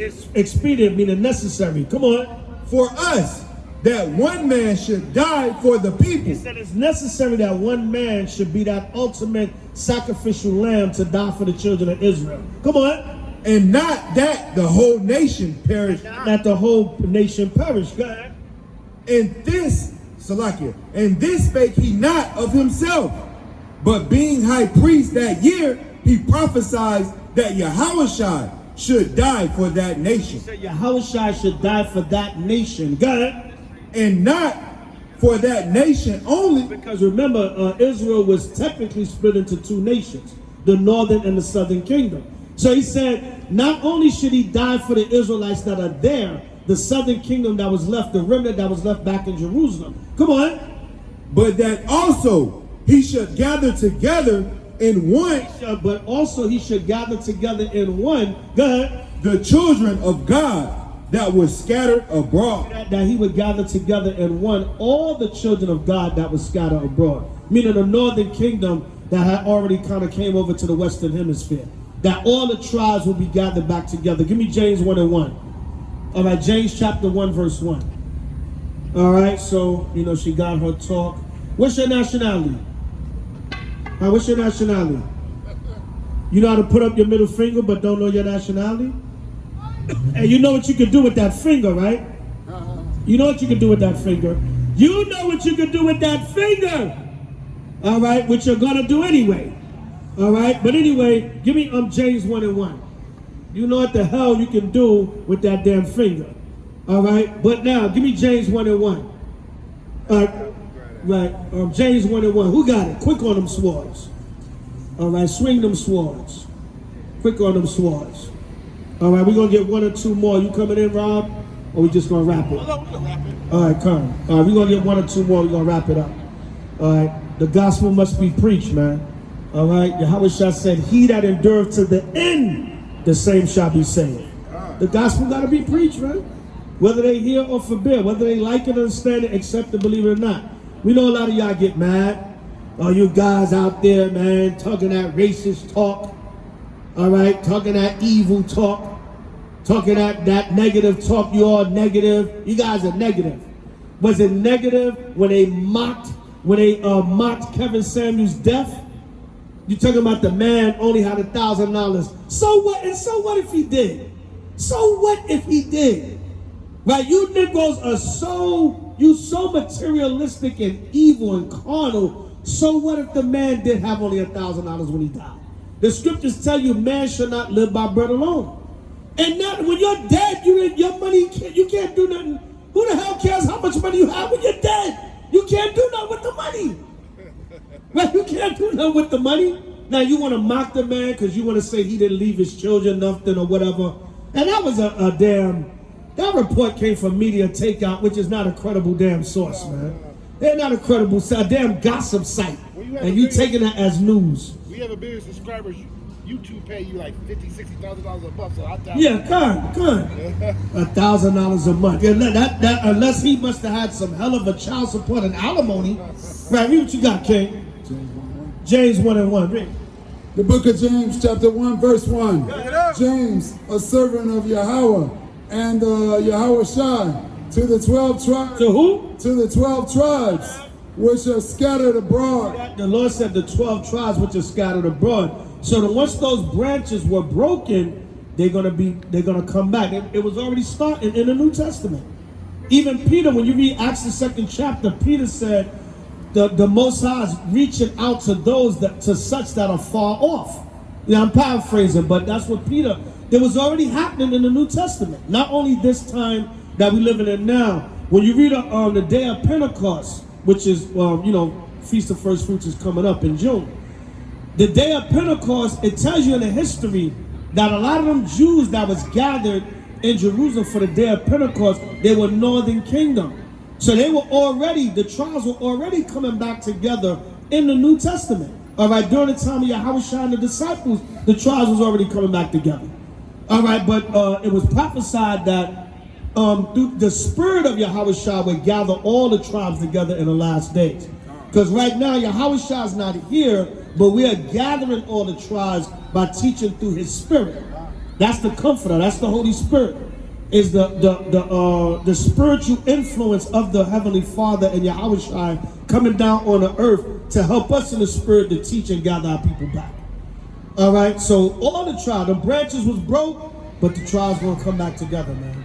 By Hashem Mashiach Yahushua. All right, so any questions or comments, Akim? We got to dig into this Buffalo shooting with this white supremacist. You Negroes, man, you gotta stop getting caught lacking, man.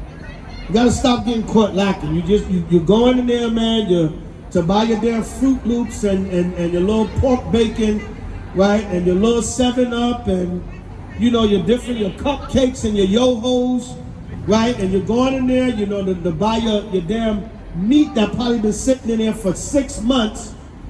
And you get caught slipping by the white supremacists, man, and they shoot you up. All right? But that's the time we living in, man. The race wars are going to brew up. And I remember when I was first coming to the school, and the elders would always talk about the race war. And they would say, you know what? The white men and other nations going to start this race war. You know why? Because you Negroes are too busy sitting back trying to love them. So they're going to have to keep attacking you, killing you. Well, you don't have no other choice but to rise up and fight yourself. You know what I'm saying? You're going to be like the rat in the corner. You push the rat down in the corner and you corner the rat with the broomstick. And you lift that damn broomstick, that damn rat going to jump in your face. And that's how people have to be like the rat pushed into the corner. Right? They're going to have to, Esau going to have to attack them so much, they're going to have to jump up and damn bite Esau's damn face off, man. Because this devil gonna attack you so damn bad. He gonna have you like that rat in the corner. Right? Yeah, man. All right, so give me Zechariah. Let's close on that. Zechariah 9 and 13. Not started 11. Zechariah 9 and 11. All right, with the race wars. All right? The Most High gonna have to do it, man. All right, so I'm gonna dig into it. And story just kind of came out today. I usually like to give things a couple of days to dig into them and see what information comes out on them. Because sometimes your preliminary reports be all over the place. So it take a few days for all the media so-called facts to come out. Read what you got, Ken. This is the book of Zechariah, chapter 9 and verse 11. Come on. As for thee also, by the blood of thy covenant, I have sent forth thy prisoners out of the pit wherein is no water. Turn you to the stronghold, ye prisoners of hope. The Lord said, turn you to the stronghold, you prisoners of hope. Go ahead. Even today do I declare that I will render double unto thee. When I have bent Judah for me. When I what? When I have bent Judah for me. The Lord said, when he bends you Negroes, man, you Negroes gonna have to get bent into submission. You know when you bend something, you know what you do? You force it to go into a certain shape. You might have like a flexible iron bar or something, or even hard plastic or something, and it's straight. You're like, I gotta bend it to get it around this thing here, right? The Lord got to bend now. He got to put you into where He wants you to be at. All right, come on. Fill the bow with Ephraim. The Lord said, fill the bow with Ephraim. That if the guys are true. Hold on. That's not, wait a minute. That's not how you ask a question. Now, hey. Say, excuse me. Can I ask a question? Hold on. Hold on. Fill the bow with Ephraim. The Lord said He's going to fill up the bow with Ephraim. Come on. And raised up thy sons, O Zion. The Lord said He's going to raise up the sons of Zion. Go ahead. Against thy sons, O Greece. The Lord said He's going to have to raise up the sons of Zion against the sons of Greece. The sons of Zion are the 12 tribes of Israel. The sons of Greece is the so-called white man. Come on. And made thee as the sword of a mighty man. The Lord said, I'm going to have to make you as the sword of a mighty man. That's what I'm going to have to do. I'm going to have to raise you up and make you as patience is a virtue. All right? I'm going to have to make you as a sword of a mighty man. So that's what's going to happen. So what you see in Buffalo, that's going to start happening a dime a dozen until you Negroes get it right and you're forced to fight back. What's your question? I just want to dab you up, bro. Hold up. What's your nationality? I'm Jamaican Jamaican? Yeah. And what else? and white. What's your father? My dad's black. You sure? Yeah. From where? I can say that's Jamaica. Your father's black from Jamaica? Yeah. All right. So we don't dap here, we give a pound. Wait, what about an Egyptian guy? Huh? What about an Egyptian We guy? didn't even get to you yet, man. Can I get to my Jamaican brother first? Damn. You didn't even let me finish the word Jamaica or Benjamite before you turn to Egypt, man. So if your father's Jamaican, you would be from the tribe of Benjamin of the nation of Israel. The so-called Caribbeans, all right, which we don't want to use a derogatory term, but so-called Caribbeans of the tribe of Benjamin of the nation of Israel. Repent and keep God's laws because the last days are upon us. Now, I believe it. what you say, Egyptian? Yes, sir. Egyptians, no, all right? And you're probably not a real Egyptian. You're No, probably I was born in descendants of the Ottoman Turks. I was born in Egypt too.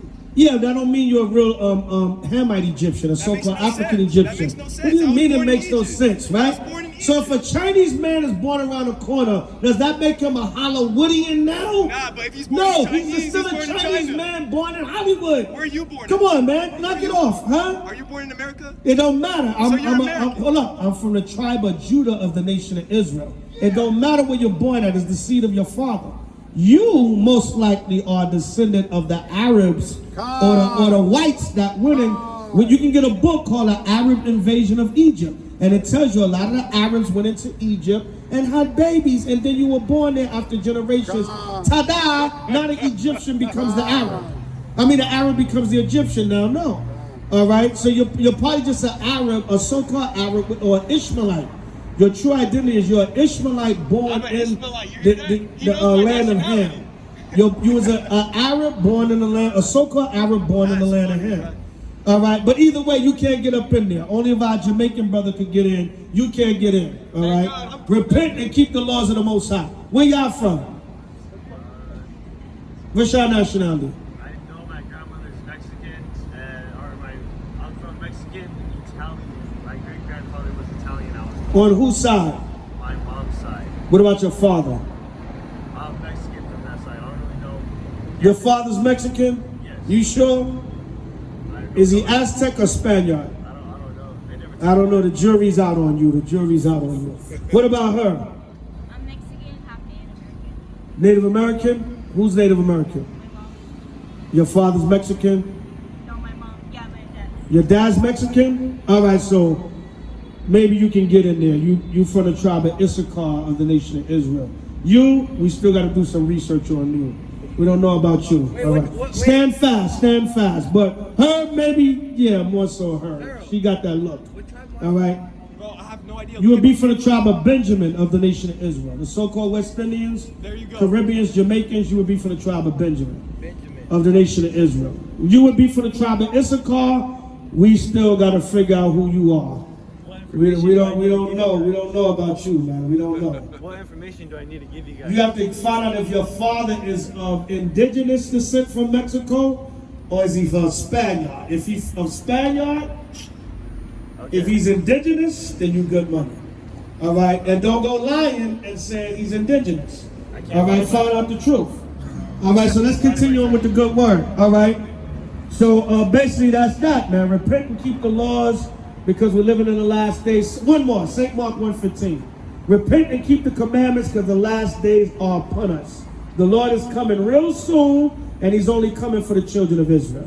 Everybody else, you're going to get payback. Payback! Big payback. Big payback. Right? For what you've done to the Lord's people.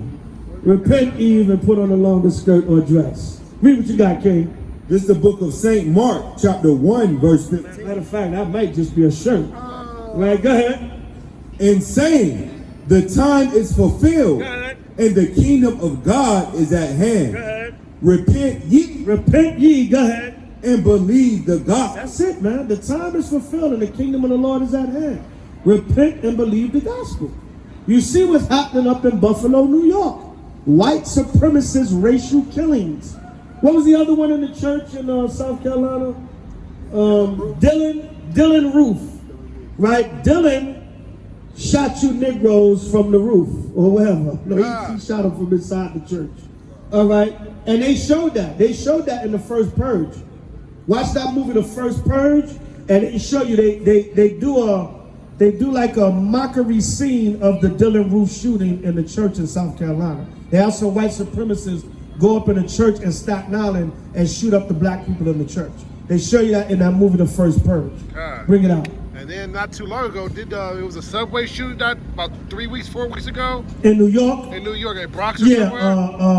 No, that was in Brooklyn. Oh, Brooklyn. They claimed that was a black supremacist jet. Yeah. They claim he threw the smoke bombs in there and shot 10 people. But that one is kind of iffy. Yeah, it's kind of, nobody got That one is killed. kind of iffy. They claim the cameras wasn't working, no police was around. That one is kind of iffy. See, what they'll do, they'll stage a black supremacist shooting and then have a damn real white supremacist shooting. You know what I'm saying? When some Negroes really died. But over here, he ain't really killed nobody. That was kind of fishy. Right? And now, since that happened, they changed all kinds of laws in New York. A lot of times, Esau staged that stuff too to make new laws. All right, so with that, definite instructions to Esau and the nations, power, peace, safety, and the kingdom of heaven to the 12 tribes of Israel forever and ever. Amen. Kwame Yashala, we still got next. Hallelujah. All praise to Yahweh and Yahweh Shah forever and ever. Amen. We'll be back next week, Hollywood and Highland, to continue teaching the word. Saturday nights from about 8 p.m. until. Come out and get the good word. Shalom! Kwame Yashala. All right, hallelujah. Hallelujah. All praises. All praises. All praises.